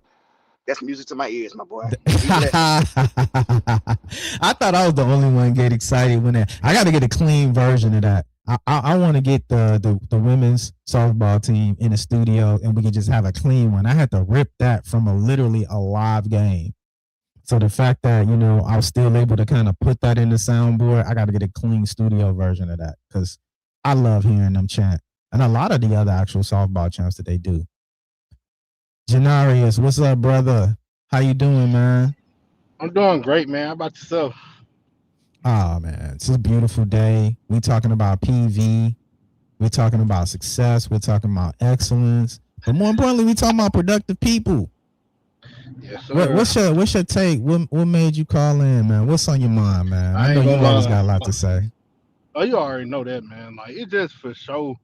It just like I like not knocking people, but to be 100 with you, I seen lately a lot of people just following trends and being soft and riding waves, bro. Mm-hmm. It's like feeling like 2011, 2012 when LeBron was at Miami or something, and just everybody just choose to hate him. It's just like boom. First, it was Grambling, Southern, and JSU hating. All they still do, but they Mm-hmm. join alliances, click up, and fight together as if they won. Like, first of all, why are you clicking up with rivals in from the jump? And secondly, now TSU want to sneak in and throw shots. Now I'm like, bro, like, where do y'all even come from? Like, I don't really hear from them until like Labor Day Classic. And I don't care if anybody from any of those schools that I named is in here. Just know I'm gonna speak my mind and tell people about themselves. Like, that's just who I am, bro. Just to keep it real with you. But it's just like, what's up with joining alliances? Like, you wanna jump in, your school not even mentioned, oh, I wanna come in and try to be the bully on PV. Like, what's up with that? Well, again, I keep saying this, and we're gonna have to, understand how to deal with crisis management as a fan base too, right? Now that we're the champs, we're gonna get a lot of smoke. And I think sometimes, we're not used to being the champs and understanding how you're just gonna get naturally hated. Not only are we the champs, they know what we know. They just won't say it out loud. That we're getting ready to go into a run. We're gonna go on a run. So a lot of this extra spicy hate that we're getting is because a lot of people don't have any faith in their team. You can't tell. I can't get one TSU person to come on here and confidently say it with their chest that they actually think they're gonna beat us. They legitimately. You know what I mean? Looking at their spring camp and looking at what options they got. I mean, they got a quarterback over there that's a loner from a throwaway from Southern. And we already know what Southern was doing. So you got to be all kind of nasty work to be able to have a quarterback that's from that team, and that's your starting quarterback that you're going into camp with. Bruh, I'm not even trying to sound cocky. I'm just trying to come from a logic standpoint. I'm not even, you know what I'm saying? And sidebar, and this is a cautionary tale to PV fans. I want to say this, and I want to say this with love. We got to be careful not to be the bullies that we actually spent 20 years combating. I don't want to see that for us, right? I still want to come with fun. I still want to come with logic, and I still want to come with truth. But we're going to be confident about what we do. But I'm always towing that line of not being, the mean crew, the mean cool kids, right? And so we have to be cognizant of that as we move forward. But this is a response to TSU. Let's be clear, because a lot of people have been hitting me offline like, come on, Sed, you're like, beating on a hurt dog. TSU was never in our radar. They seem to want to censor themselves and seem to be outraged when the ESPN, media spotlight came out. And then they, all of a sudden, as the other brother was saying earlier, the schedule been out. We've been knowing that this game was at. This was no new news to us because we're engaged in when the schedule come out. We're engaged in who's playing what day, and what time. We've been knowing this. The whole conversation about ESPN, that really triggered a lot of Texas Southern people. And I'll say this and I'll throw it back to you. I think y'all might need to get an AD. If y'all worried about what's going on with this game, you might want to have an AD in place to address your issues. I'm always solution based. What's the solution? Y'all got a problem with it? Go to y'all AD. Oh, y'all don't have an AD. Right? So a lot of this is internal issues with TSU. And I hate being that guy, but since we had a platform, a lot of this is just like black culture. No one wants to be self-aware. No one wants to be self-accountable. I just want to blame everybody else, and I want to be entitled. This is what I've always done. This is what I've always gotten. How dare you change up on me? The world is changing. Society is changing, and society is evolving. You're going to have to get with the times. And I'm sorry, TSU, in this specific instance, you're just going to have to get with the times. And I got some other stuff on this too as well. I got you know what, I'm gonna bring up the next one, because we got a lot of TSU people in noise. We kind of stopped that too. Let me remove Bubba crying. I mean, I'm Bubba. They're kind of interchangeable, right? Dish rag. Let me take dish rag off the screen. Let me take him off the screen.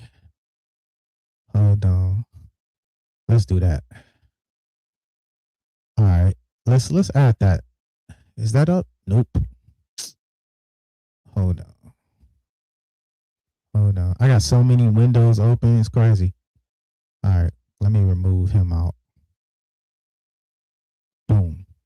All right, and let me add this one up. That was the next one we had. Now that might be a little small print for y'all, so I'll read it. Right. This was on SWAC Sports Central. Kevin Daniels. Thanks, PV, for this nonsense. This year's Labor Day Classic has been moved from Saturday evening to Sunday morning at 11 a.m. Central Time. It's been broadcasted nationwide on ESPN2. Word on the street is that ESPN picked the date and the time to fit their scheduling priorities. And of course, the Bammers at PV said, yes, sir, boss. Hey, PV, where are 99% of black folks on Sunday morning at 11 a.m.? So dumb. It's so much in that's crazy. We can kind of work it backwards. Can you tell me where 99% of black folks are on a Sunday morning? I could tell you in bed. I could tell you watching TV. I could tell you at a tailgate. I could tell you everywhere but church. Especially when we're talking about black men. Uh-oh. Here comes the hammer. They are not at church. They at brunch. They at the mall. They at the tailgate. They are everywhere but church. Y'all got excuses, not answers and not solutions. I'm gonna go ahead and throw this in here, right? I'm going ahead and throw this in there. I can't take full credit for this, but while we have full capacity, I'm gonna say this too. I'm not gonna say who told me this. One of the reasons why we also accepted this 11 a.m. game is guess what? Guess what? Can y'all imagine? Can y'all guess what else is at 11 a.m.? The Celebration Bowl. The Celebration Bowl was at 11 a.m. I ain't hear nobody crying about that. Right? And, quiet as kept, that pivot to playing at 11 a.m. was an adjustment for the team. What better way to get the mental muscle memory of understanding how to play a big game at 11 a.m. than the Labor Day Classic? This is something all y'all been missing. This is something everybody been missing, right? See, we're playing chess. A lot of y'all are playing checkers. This ain't even about ESPN. This is about strategy. This is about football. Sorry. This is about football. This is about preparedness. Again, because y'all aren't playing postseason play, because y'all aren't playing in the celebration mode, y'all not even thinking about that. Y'all are making narratives. Oh, a good word that somebody called y'all and told y'all to fit y'all schedule. No. If we're going to do, a week 0 game, and if we're going to look at the season as a forecast for postseason play, what better thing to do to say, you know what? Our first time playing 11 a.m. in a big game can't be the Celebration Bowl. Now I got a lot more sauce, but I ain't. I'm just throw that little. I'm gonna throw that little ingredient out there for y'all, because a lot of y'all didn't even know that part. A lot of y'all didn't think of that part. Y'all think this is about media rights and ESPN. This is still about football. This is still about football. My bad, brother. You got something else. I'm gonna get back to some of my notes on this, but I think a lot of us missed that. And once I realized that, I was like, you know what? That is true. Celebration Bowl was at 11 a.m. And you ain't see none of us crying. You ain't see PV crying about it. Cool. We was ready. And guess what? We had a tailgate. We was ready to go. Fired up in Atlanta. Ready to kick it. Only black folks at TSU is sitting here thinking, it's an inconvenience. Where's folks at 11 a.m.? Now, we in Atlanta in the Bible Belt. We ain't hear none of that last year. We ain't hear nothing about the Celebration Bowl and people complaining about 11 a.m. game. Not a one.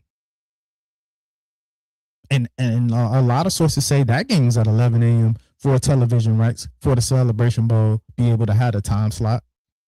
You don't hear black folks crying about it then, right? So why are we crying about it now? We gonna help y'all, man. PV, we gonna help y'all and we gonna bring y'all up. Before I take this brother down, what else is he talking about?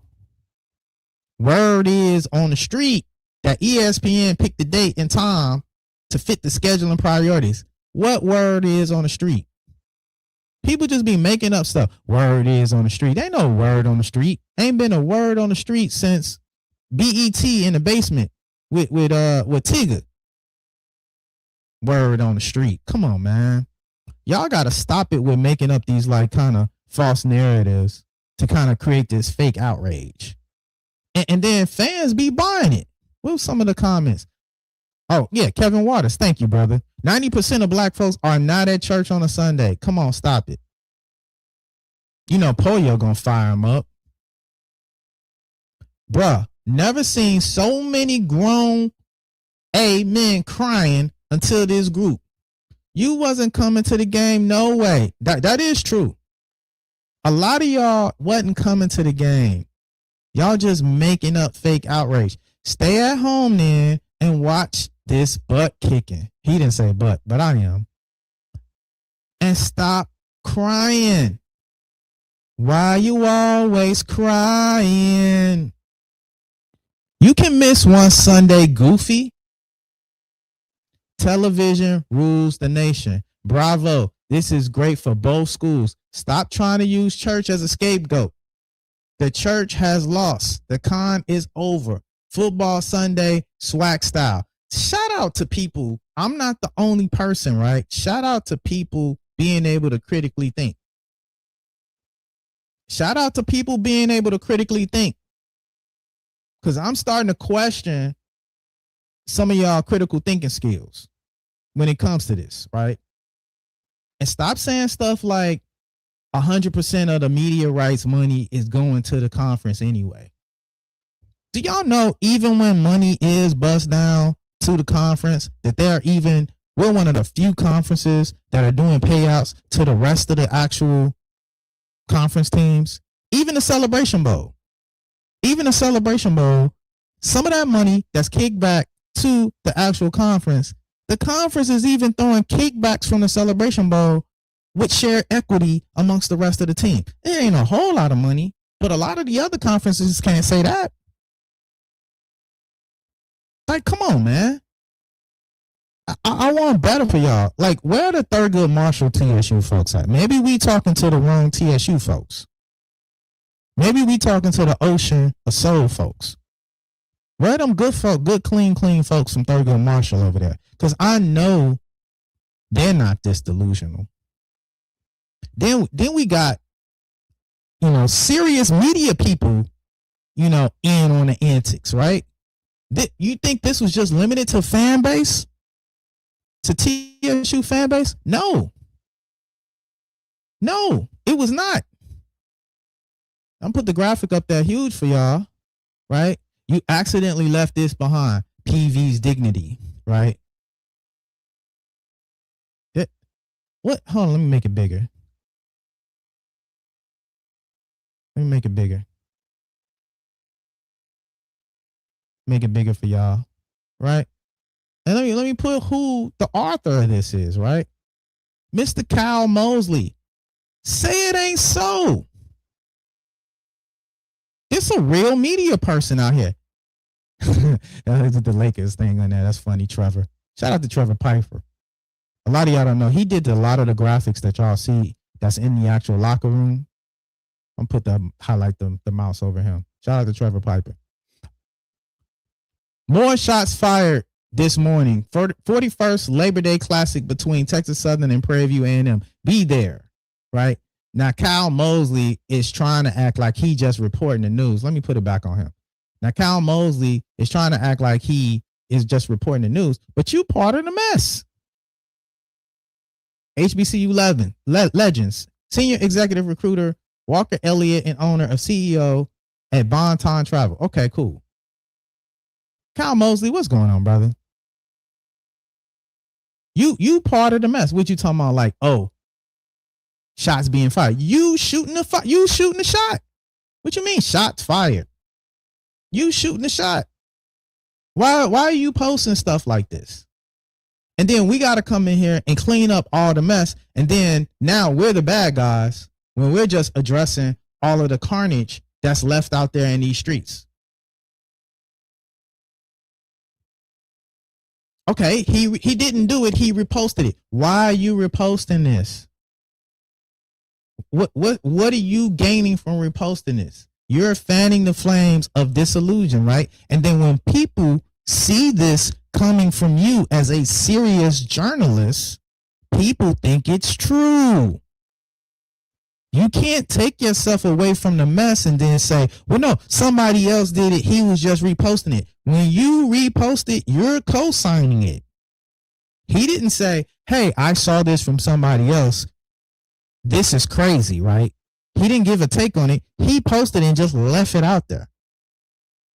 This how you sneak diss. This is what they call sneak dissing. This is what they call dry hating. Hold on, let me put me back up on there. Let me put me back on there. Oh. You know what I'm saying? But look, y'all can remix it. Los, the link's in there. You can come in and explain it. I'm not going to keep like reading the chat. I'm going to read it a little bit. I'm going to glance. But I'm not trying to hear Kyle Mosley was not a part of the mess here. I'm not trying to hear that. Now, he'll come on and do his thing and probably remix it and say it's something else. But at the end of the day, you part of the mess. I get it. He's referring to the PVTSU people. You didn't have to post the graphic. You're fanning the flames of the disillusion. And ain't nothing you can tell me. Was that my last one? Yeah, that was my last one. Speaking on delusion. Because there's a lot of delusion going around the SWAC. A lot of it. Let's go to another one. Man, I didn't think today's show was going to go this long, but thank y'all for calling in because we had to address this. And a lot of people were caught up in this mess and was wondering what was going on the SWAC. So we had to break it down for everybody.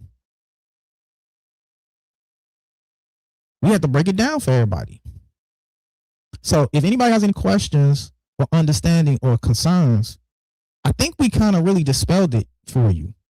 We understand how this was about football. We understand how this was about visibility. We understand how this is about pivoting and changing some of the antiquated ways in which we move through black college football in the SWAC. We understand there's a lot of complexities and a lot of importance. So, like, stop the cap, as the kids say. Stop the cap talking about people are at church. Stop it with saying 11 a.m. is too early. 11 a.m. is not too early. Come on, man. Like I said, Celebration Bowl was at 11 a.m. We ain't hear nothing about none of this when the Celebration Bowl was at 11 a.m. Why are we getting smoked now? Like, come on, man. And we've had precedents for football games on Sunday. This is not the first time the Labor Day Classic was played on a Sunday. And last time I checked, y'all off on Monday. What better way to play a Sunday game? So what are we talking about? Y'all can come out there, barbecue, integrate your whole Labor Day weekend into the game and be done early and still have the rest of your Sunday. What are you talking about? And you got enough time to plan. Y'all talking about one Sunday out the year. Y'all act like y'all about to go to hell off of one Sunday out the year. Stop it. Stop it. Knock it off. Y'all act like every game in the season is on a Sunday. Come on, man. Now, Halloween fall on a Sunday. Y'all will be outside with your outfits on and costumes on and be no problem. Right? Like, stop it with this, man. Now, I want to address another, since we on delusion. Is that still can add? Yeah. We're gonna add that. Now, y'all might not be able to see this. This is also in HBCU thread. You know, our local troll, Michael Winfield. I like to get the authors, right? Because so y'all be thinking I'm just making up people and making up content. No, I'm making this up. Grambling will run through the SWAC this year. Mickey finally has the personnel that he's been waiting. If you don't win, Grand Fam, you know who to blame. IJS. I guess that means I'm just saying. I'm going to guess that's what that means. It's up. Shout out to Toby Truth Hurts Conley. New head coach search starting right after that PV dust him off in Dallas. That he couldn't have said it no better. I don't understand what's going on with this brother Mike Winfield. He seems to just kind of go into delusional rants all over the SWAC streets. What make him think that Grambling is somehow about to do something? And I only put this up. You know, I normally ignore him because some of the stuff he talks about is so left field that, you know, it's not even worth addressing. But I thought since we were, you know, on TSU, throw him in the throw Grambling right in the fire. What is he talking about? Grambling is going to run through the SWAC this year. Now, I'm not mad when people say I'm rooting for my team to do really well this year. But when people say this as it's a definitive, I don't really understand where they're coming from, to be honest with you. What's your thoughts on this? Am I missing something? Because I've been keeping up with recruits. You know, I've been keeping up with changes, transfers. I've been keeping up with it. Grambling has been relatively quiet. Maybe one or two moves. I don't know what Grambling's been doing. Coming in the thread, and I feel like he a troll. Be honest with you. I feel like he a troll. But I'm going back to the earlier one. I'm a little disappointed in Kyle Mosley. I'm be honest with you. Somebody that's a respected media personality now hopping in and joining in the mess. Now, I know a lot of y'all media people, you know, are anti-PV. But you don't have to show your slip. It still should have some impartiality. We're fans. We don't have to be neutral. But when you're talking about, you know, serious media people, come on, man. Yeah, I'm sure he is a good dude. I know he's a good dude. I'm not saying he's a bad person. I'm saying that was just a bad take and that was careless. And the actual influence that people have when they use their platform to put out bad information like that, you part of the problem. You part of the problem. Now, they gonna remix it and say something else different. I get it. It is what it is. Now I'm gonna shock y'all with this one. Because it really does kind of annoy me when I'm like on negative. I'm really a positive person. I know it don't seem like that, but it's just the dirty work sometimes that you have to do because there's so much bad information out there. I'm gonna show a little love to a certain institution that y'all would be surprised that I would show love to. Jay Stank. They still Jay Stank to me, but shout out to Mr. Freeman over there. I'm gonna play this clip for y'all. Is here helping. You might recognize him, especially here in Jackson, is Marvin Freeman, who spent years in the big leagues coaching for several different teams. But guess what? He actually started his career at Jackson State right here. Shout out to Marvin Freeman. And he's actually in motion right now. Hey. Hello, Jackson. Can you tell us what it means to you? You played at Jackson State back in the day. What it means to you to be back here in Jackson helping with the Legacy League? Oh, it means a lot because it gives me an opportunity to share information that I've learned over my big league career, over my coaching career. Shout out to Marvin Freeman. Being able to translate this information over to these young guys and giving them an opportunity to improve their game at this level and maybe help get them to the next level. It means everything to me because that's what my legacy is now. We're so glad to have you here just to show everybody what you guys are teaching here in the Legacy League. Can you kind of... I won't play the whole clip, but I'm a big fan of Marvin Freeman, believe it or not. This is a legit black pitcher that did his thing in the major leagues. Let me put it down. Let me put that down. Marvin Freeman is a legend. A lot of people not up on him. When I found out he went to Jackson, I was like, oh my gosh, I still got to give it up because that's a solid brother. And he donates a lot of time. This legacy camp is just one aspect, but he donates a lot of his time teaching young black baseball players, more importantly pitchers. He lives in Atlanta. I actually follow him on social media and he's always posting him instructing. If you see that whole clip, he's going to show you how he fixed a pitch for a young black pitcher. He breaks down even clips back in the day where he was actually pitching and he runs through the scenario, what was going through his mind. He tells you which pitch in the scenario of what he was actually executing. Solid brother.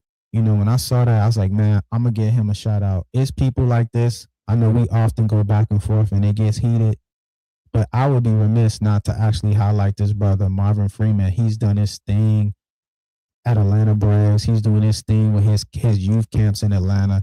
Shout out to Jackson State. Y'all got a good one in Marvin Freeman. I don't hear enough about him coming out of y'all camp, but I thought I would at least get him some shine and get him some light. In the midst of so much toxicity and so much negativity, in what's said, oftentimes on this platform, you got to throw some light out there. Even when it's, to your adversary. I think that's important. I had something else. Speaking of Jackson, since I'm in a good mood, I'll also highlight another accomplishment of theirs because you don't get them often from me. With Jay Stank, when you talk about an institution that I absolutely abhor, that would be Jay Stank. They got a new dining hall at JSU. I saw this. This was cool. Coming in 2027. Hold on, let me try to make it big. We don't need to hear the music. Shout out to the rendering though. Jay Stank, new dining hall. What's the info? What's the details on that?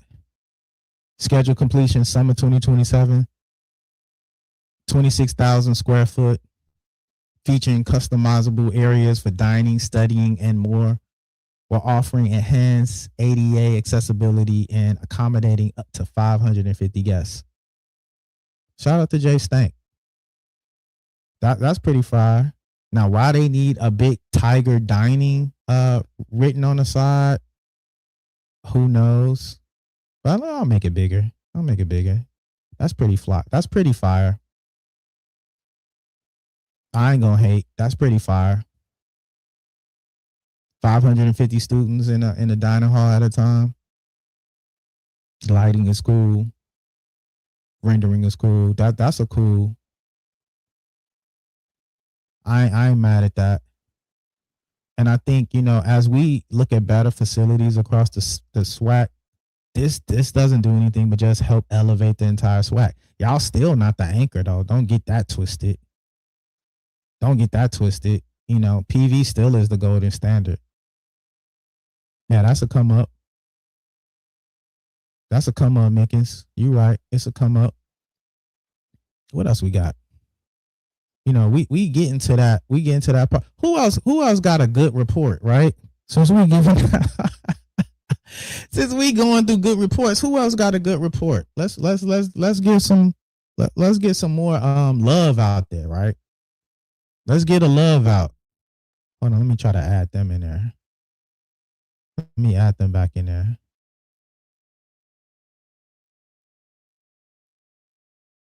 Did I do that right? Uh-oh. I didn't add it right. Hold on. Let me pause that. Let's get some more accolades out there. Some accomplishments. Did that add? Okay, yeah, that did add. Okay. Let's make it big. Okay, cool. Mississippi Valley. Stand up. They got a new turf too. We always talking about PV turf. Shout out to Mississippi Valley turf. Their coach is supposed to be talking in the background. I don't know what happened. This is more than just a surface. It's safe, it's maintained, and it's ready for our student athletes to compete at a high level. Field touch-up did not happen by accident. The MVSU V Club once again stepped up. We're stronger together. Their commitment to our program is real. It's consistent. And it shows in moments just like this. No, that's enough. It was a lot of filibuster in that, but I did want to highlight Mississippi Valley. They often get overlooked and we don't really, talk about a lot of their accomplishment. Shout out to them. I don't know how well, and y'all can tell me how y'all feel about it. I liked Valley when he had the rough field. That was almost like another player for them. When they went and got the new turf, I feel like they lost their competitive edge. It used to be a thing when you would go there and you had to play in the mud and you had to play in inferior conditions. That always gave Valley an edge. I remember they beat us in a year we were supposed to go to the SWAC championship, and we went down the Valley and lost the Valley. And the field conditions was a large reason why we went down there and lost. I get it. Don't get me wrong. I get it. But I think, Valley lost a little bit of their edge when they switched up their field. What y'all think about that? I think that was always a thing. People dreaded going to Valley and playing in Valley because it was like, man, they field in stadium. People just want to get out of there. The long bus ride and all the other antics that goes into playing at Valley often threw the team out. And I think, coaching and preparedness is a very important aspect when you're talking about playing at Valley. Hold on, I got another fun one, and I'm gonna get out of here. I got another fun one. I get out of here. Once my computer start acting slow, you already know. Let me add this one to the stage. Did y'all see this one? They bring it on Netflix, The Different World back. They're bringing Different World back on Netflix, and it's a spinoff. The spinoff is Whitley Gilbert, which is Jasmine Guy's character, and Dwayne Wayne got married, had a daughter. This picture is of their daughter, and she's figuring out how to go through college. And the spinoff is going to be about her experience in college as the daughter of Dwayne Wayne and Whitley Gilbert. That's pretty cool. Hopefully they don't mess this up. It is on Netflix, so that's going to be interesting. I think it's a teaser out there too. Let me see if I can find it. It's a teaser out there too. Let me see if I can put that in there. Hold on. I did. That's it. We'll play that. We'll play that. I'm telling my age with that one, with this one, but this will be interesting. Much like Bel Air, I think they were smart to imagine this one, because much like Bel Air's success, you saw a lot of success, even if people never grew up on Fresh Prince of Bel Air. Hold on, there we go. I started over. Hold on.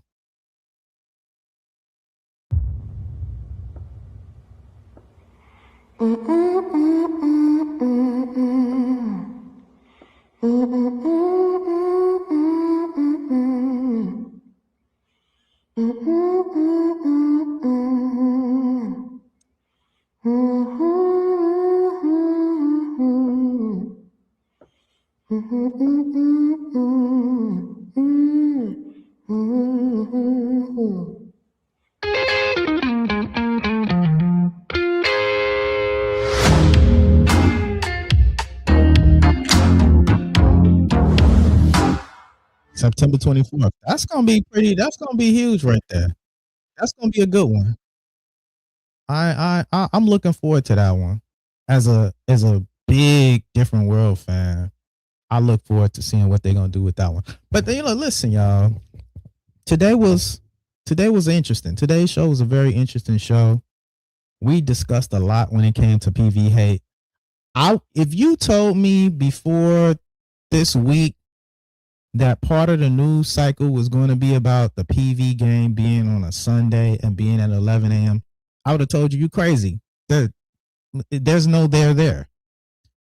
But again, these SWAC streets will always surprise you. It'll always be something new. It'll always be something different. And when you're talking about when people are delusional, you can never really expect anything to be of the norm when you're talking about the delusional fan bases that exist out there. And I'm sure people say PV fan base is delusional. I know people probably say that. Oh, y'all ain't never won nothing, so y'all act all crazy because y'all ain't never won nothing. That's what, people say about us. And if I'm really honest, I that's cool. Mickens, what's up? What's up, Sid? What's up, man? What you got for me, man?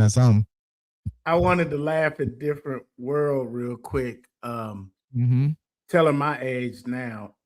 When Apple first introduced QuickTime, I was in a QuickTime class with Sinbad, of all people. Oh, man. That brother is brilliant when it comes to computers. I don't know. He had a short-lived show that I think he was a single dad or something, but he did all the graphics for that show. But he kind of turned me on to some tips and tricks of QuickTime movies and stuff. Okay. And I had went to that class because I was working for Hallmark Cards, and I used QuickTime to make these videos for a kiosk that I designed where you can make your own greeting card. And interesting.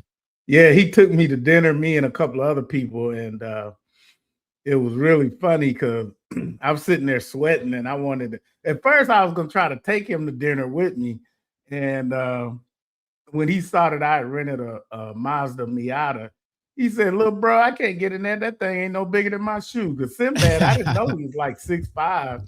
He a big old dude. Yeah, he big, man. Yeah, so he let me ride with him in his Jeep. And dude was funny, man. I tried to show out and pay for dinner, and I was sitting there sweating like, "Man, I hope I got enough on my car." He pushed me to the side. He said, "Oh, nah, little bro, I got it." He pulled out the body cat. But real cool dude, man. I've been praying for his recovery after the stroke. So, man, Sinbad is a legend, man. He had one of the first like HBO specials. A lot of people don't remember that. I was kind of conditioned to a lot of the comedians that we see today, but I can remember Sinbad, being a clean comic. No, he don't cuss. He don't cuss. We take that for granted. How funny he is, and never cursing, especially coming up on the era of like Eddie Murphy and Richard Pryor, Red Fox. You know what I'm saying? It's just commonplace for comedians to cuss. Sinbad, I think once the dust settles, he'll be appreciated more for what he did for just the industry of comedy more than anything. But what's your thoughts also, Mickens, on some of this PV noise? I know you weren't in here when we were talking about the TSU not nonsense, but I know you pretty much up on a lot of the stuff that's across social media.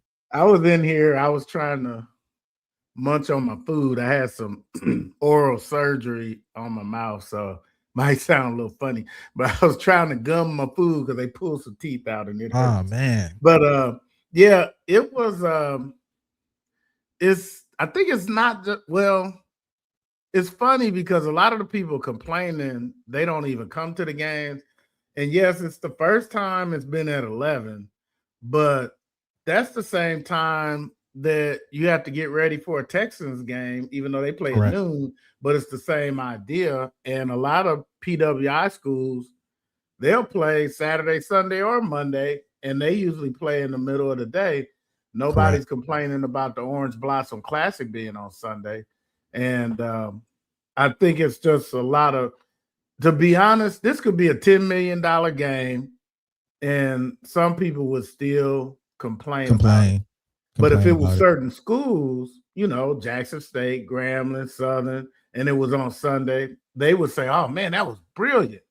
But just because Prairie View is doing it, it's the most awful thing in the world.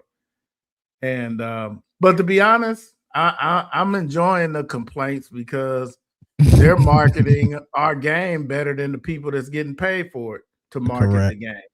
So, and I would have thought, and the part that they forget about is both schools had to agree to it. So where's all the smoke for TSU? Because they agreed to this date and time. They're gonna say, they didn't have an athletic director or something, right? So they'll probably say that as an excuse. And you actually, I was gonna close, but you made me think of a segment that I didn't do, because oftentimes I have so many segments, I'm running through them. I know it seems it's very organized, but I'm pivoting in real time based on the flow, based on time, call-ins. So some stories and segments I'm just pulling in real time in order to kind of make sure we keep going. But I did skip one segment. You made me think of something, and this is a good I was going to remind you of that. Yeah, this is a good topic to address with fans. PV12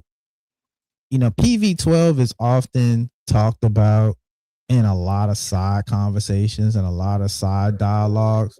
But shout out to Lionel and the team putting together an actual strategy for the seating chart. And so, we've been launching this across social media platforms to let fans know, students know, alumni know, groups know, Greeks know that, hey, we're going to have some organization to actually how we go about fan engagement. And I think that's important. And this is the organization that a lot of institutions are having. And so I'm happy, to report that we got a good fan layout.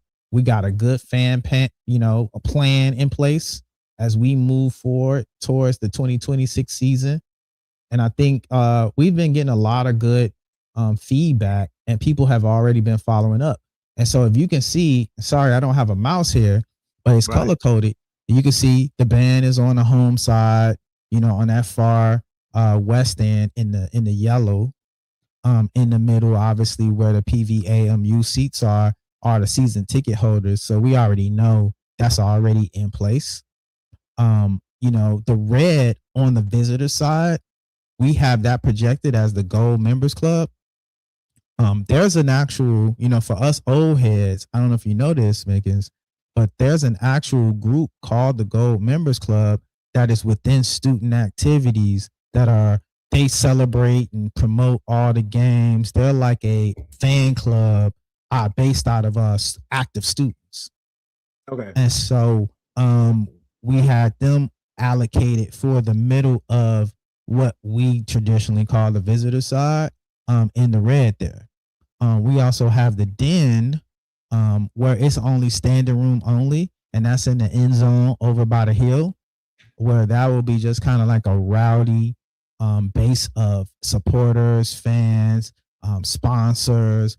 Or hopefully we'll get it to that level where there's a sponsor supported area, but the actual den is that standing area. And the hopes of that is also where when the team scores touchdowns and things of that nature, they have actually fan engagement in the end zone.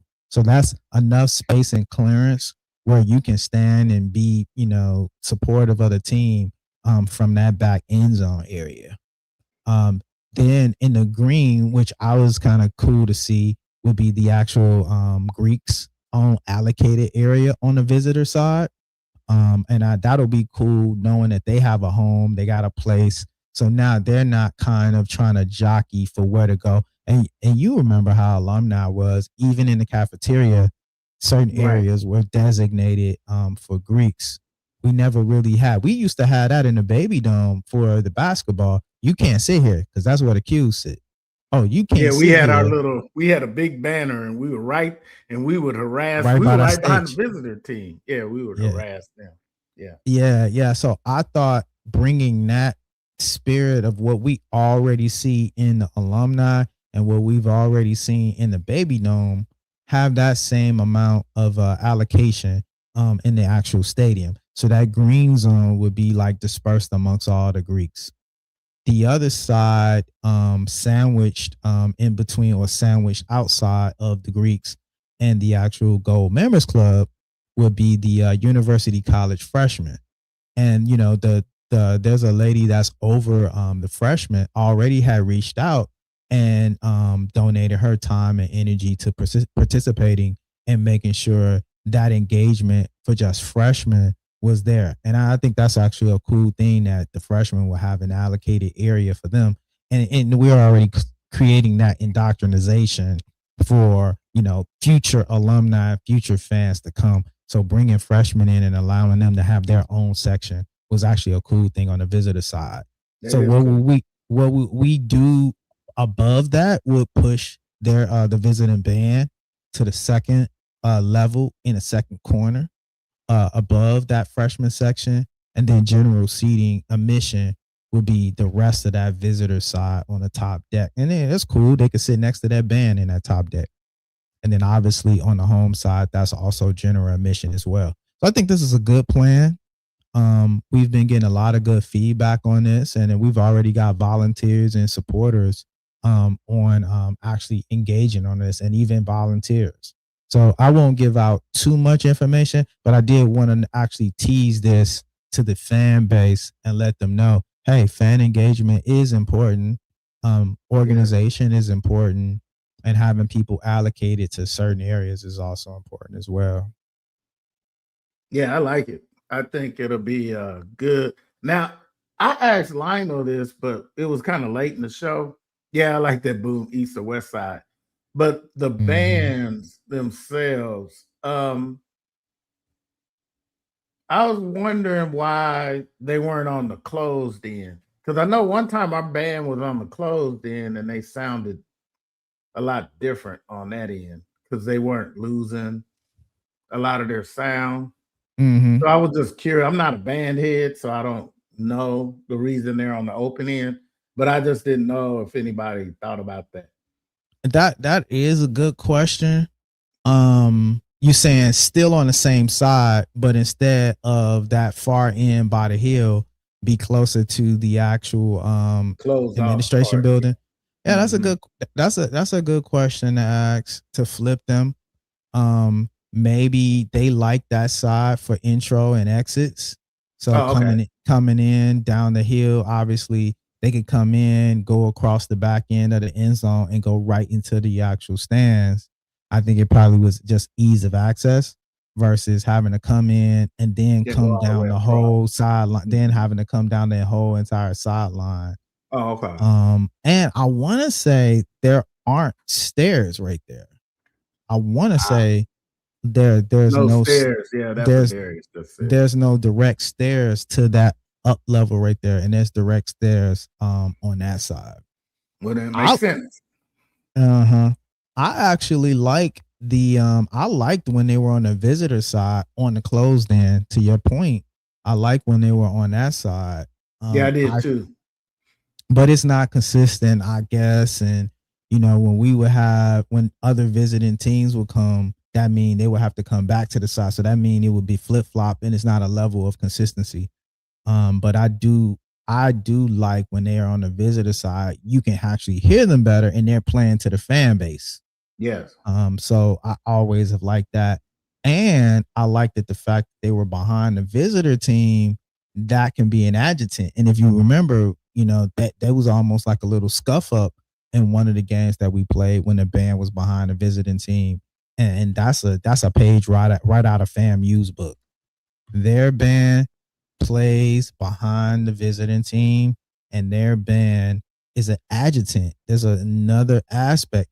And that's why I really, somewhat of a soapbox, that's why I really think we need a person that's over management, that's seriously full-time over management of every single aspect of the game day experience. And I think some of this is we're too cavalier about how we go about the process. There's a method to the madness, whether it be on first downs, where we need the band playing and cue. Whether it be on third down, when the dude's doing the third down, it is nothing more annoying when the guy's doing third down and we had a ball. You just supposed to say third down Panthers. You don't do the anxiety third down. Not I'm putting for a little us. bit of house I'm putting a little bit of house business out there in front of guests.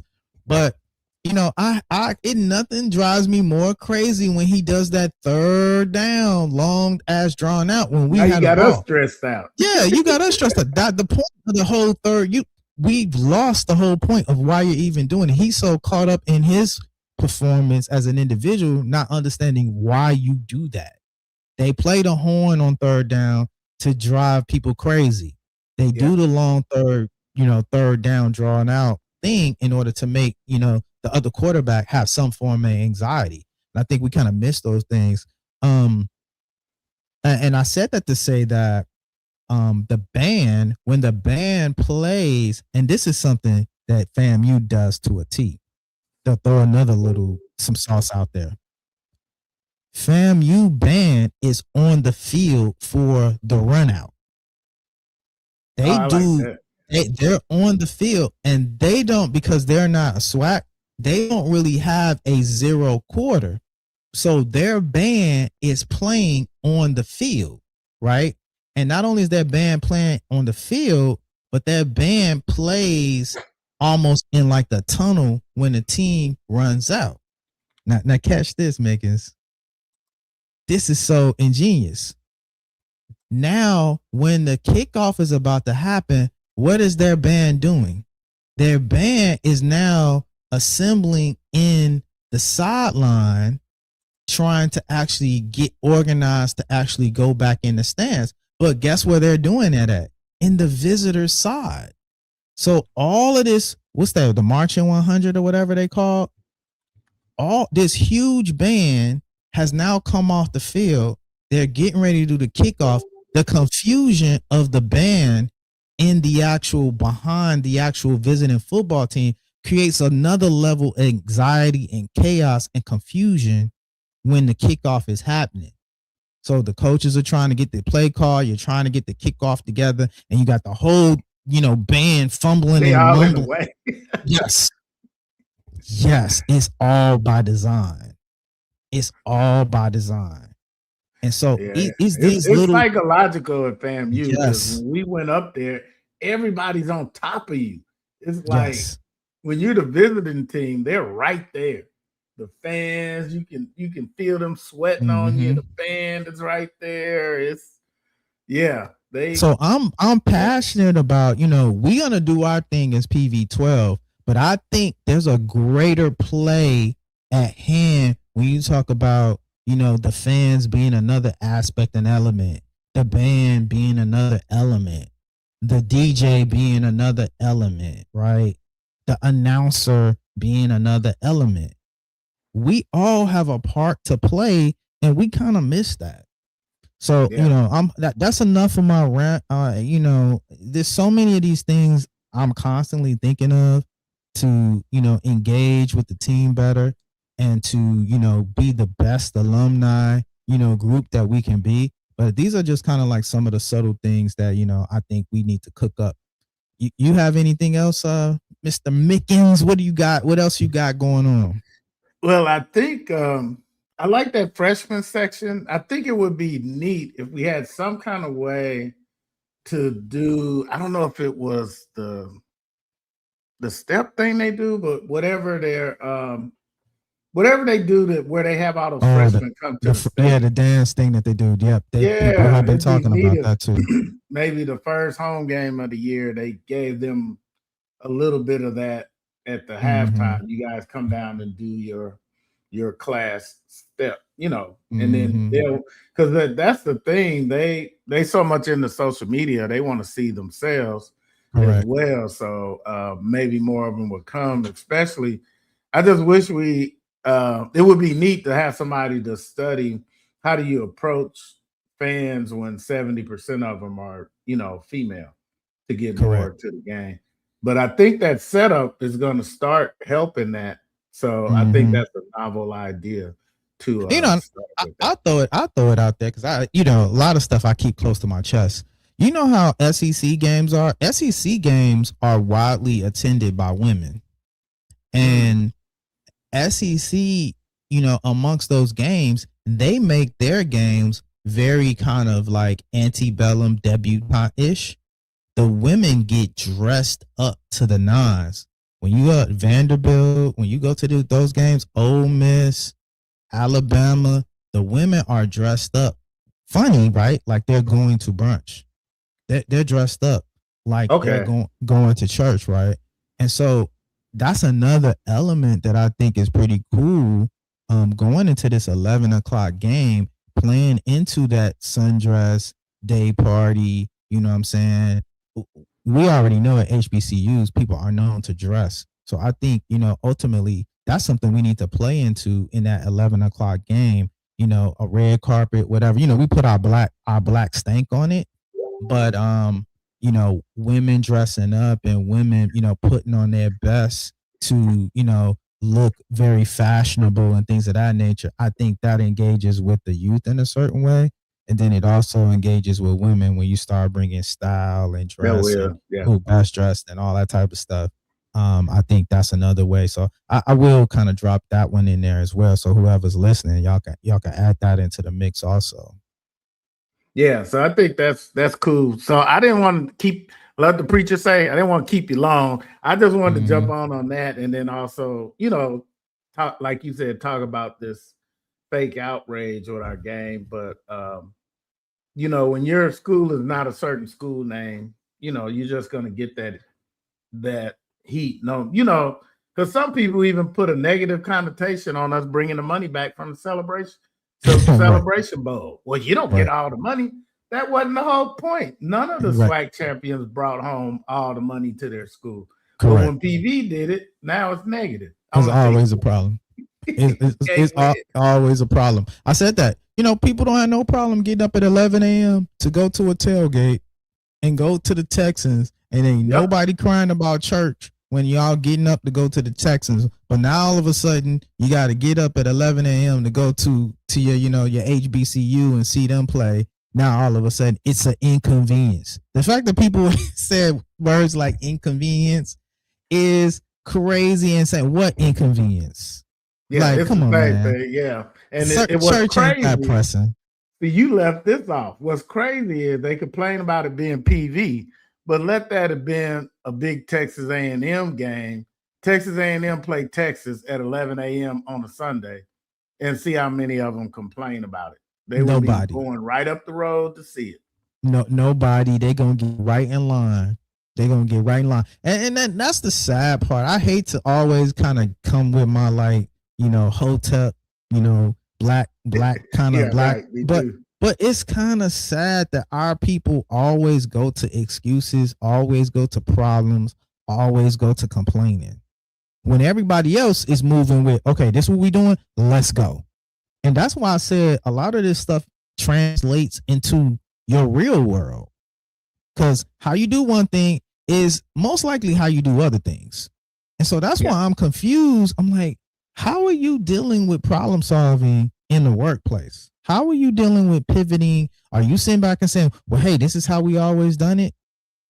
Or are you getting left behind? You're wondering why you're getting that PIP at work, why they writing you up in a PIP, and you're confused because we've made a pivot and said, we need you to do this. We need you to show up on time at this time. I know what it says we've been doing, but we're changing some things based on a changing climate. Or are you the one person at work always saying, well, I'm not doing that? Well, you know what? You're asking me to stay late extra hours, right? That's inconveniencing me. I bet some of these people, it's a through line to, their inconsistencies in other aspects of work or in other aspects of their life that are showing up with this type of entitlement and the inability to be able to pivot and adjust to a changing market and a changing time. Yep. But I ain't gonna hold you. But it's funny because the game has been on Sunday before, just not at 11. For sure. All this belly aching is mostly for people that don't even come to the game because they're like, can't believe the game on Sunday. Well, that means you haven't been coming because it has been on Sunday. So. They wanted to make it easy for us because this is their biggest game. That's all this is. This is their homecoming. And so make it as palatable enough for enough TSU people to get it together to come, because they do traditionally make good showings in these PV games. And so they're scared now, like, man, our fan base doesn't show up any other time. Now y'all making it difficult for the fan base. We probably not gonna show up. And that's gonna be an advantage for PV because, a larger part of that TSU fan base, they already got to drive, out to PV. We're conditioned to do that. They're not. Now, Sed, you got to back that statement up. They don't complain about the drive when they come down to PV homecoming and we can't get a parking spot because they already there. So that's nothing. I don't want to hear that. Man. You using logic. When you're talking about delusional people, the logic of them coming on homecoming don't got nothing to do with that same drive logic coming for their game, right? That you're making too much sense. And, I'm kind of used to now talking to these people. And so context, critical thinking and comparative skills isn't something that a lot of us have. And consistency and fluid arguments. That's something that a lot of us don't have. But I'm gonna get out of here, Mr. Mickens, because me too. I'm gonna get out. I'll preach on these crazy delusional people all day. Let me me too. I'm gonna jump off. I got some dog training to do it. No problem. I'm gonna take dish rag off the screen. That is a funny picture though, but it got really close to how he looks too. By the way, I want to thank. I want to. You should have put some turf in his hand though, because remember he talked about. Yeah. That is what it is. But all right, man, I'm out of here. All right, thank you so much, Mr. Mickens. Thank you, PV alumni base. Thank you, PV fans. Thank you, PV versus everybody. We had 2 new subscribers that paid to the subscriptions today. Thank y'all. Thank y'all, Section 107. Thank you, G Boom. Thank you, Mickens. Thank you, Alejandro, Janarius, everybody that makes up, PV fandom world. We kind of go hard in these social media streets, and this is just a funnel for us to all kind of get our proverbial ish off. I'm always excited. Like I said, this is much therapy for me more than anything else. I have the luxury to be able to come on here and kind of critique everything that I've seen in social media. Wouldn't you love to do that? I know I do. I get to now critique a lot of this kind of misinformation and dogma that exists around PV. I'm happy. And as we always say, stay strong, stay true, but most of all, stay productive, because PV produces what? We produce productive people. And lastly, we're never going to shy away from being confrontational. That's right. About what great college football looks like. We're never going to shy away from being confrontational. That's right. About what great college football looks like. That's important to know that. Those are almost like mottos at this point now. So I think y'all stay strong, stay true, but most of all, stay productive. Because PV produces productive people.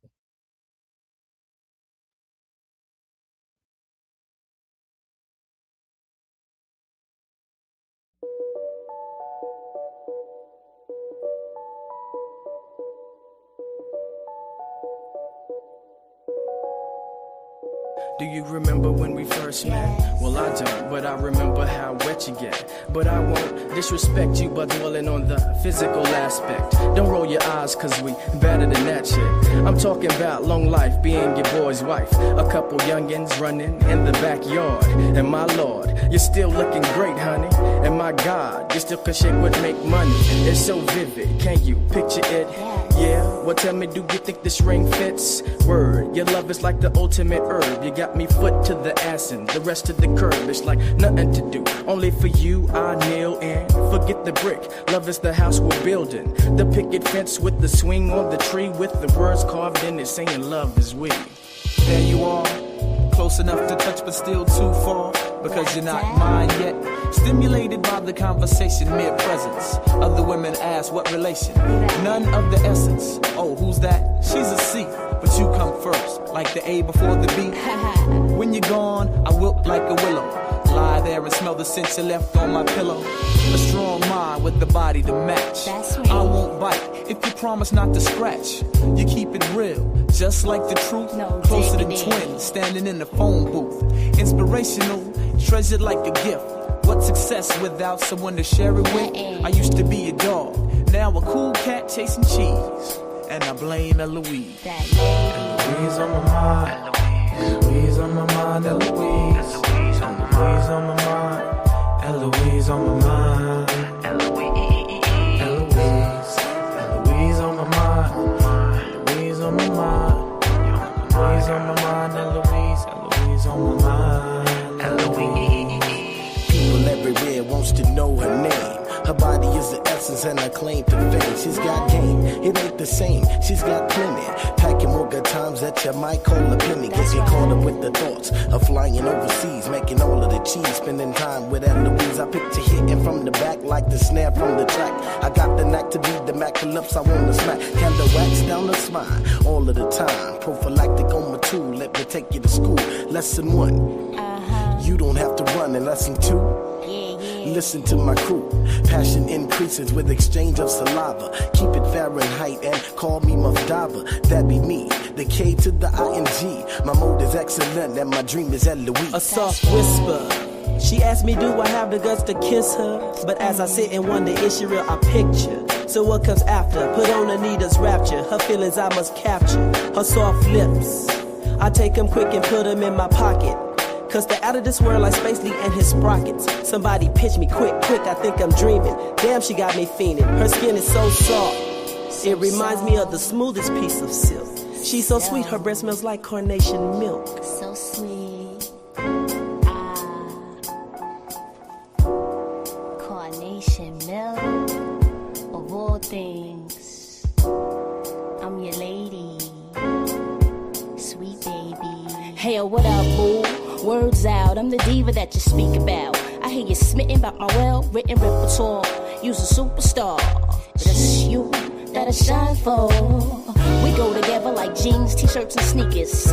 Player haters try to come between us, but never that. It is simply all of that. Rewind that. It is simply all of that. Hoes be jealous, so they fellas wanna frolic. Gems I spit can't be bought, sold, or bought it.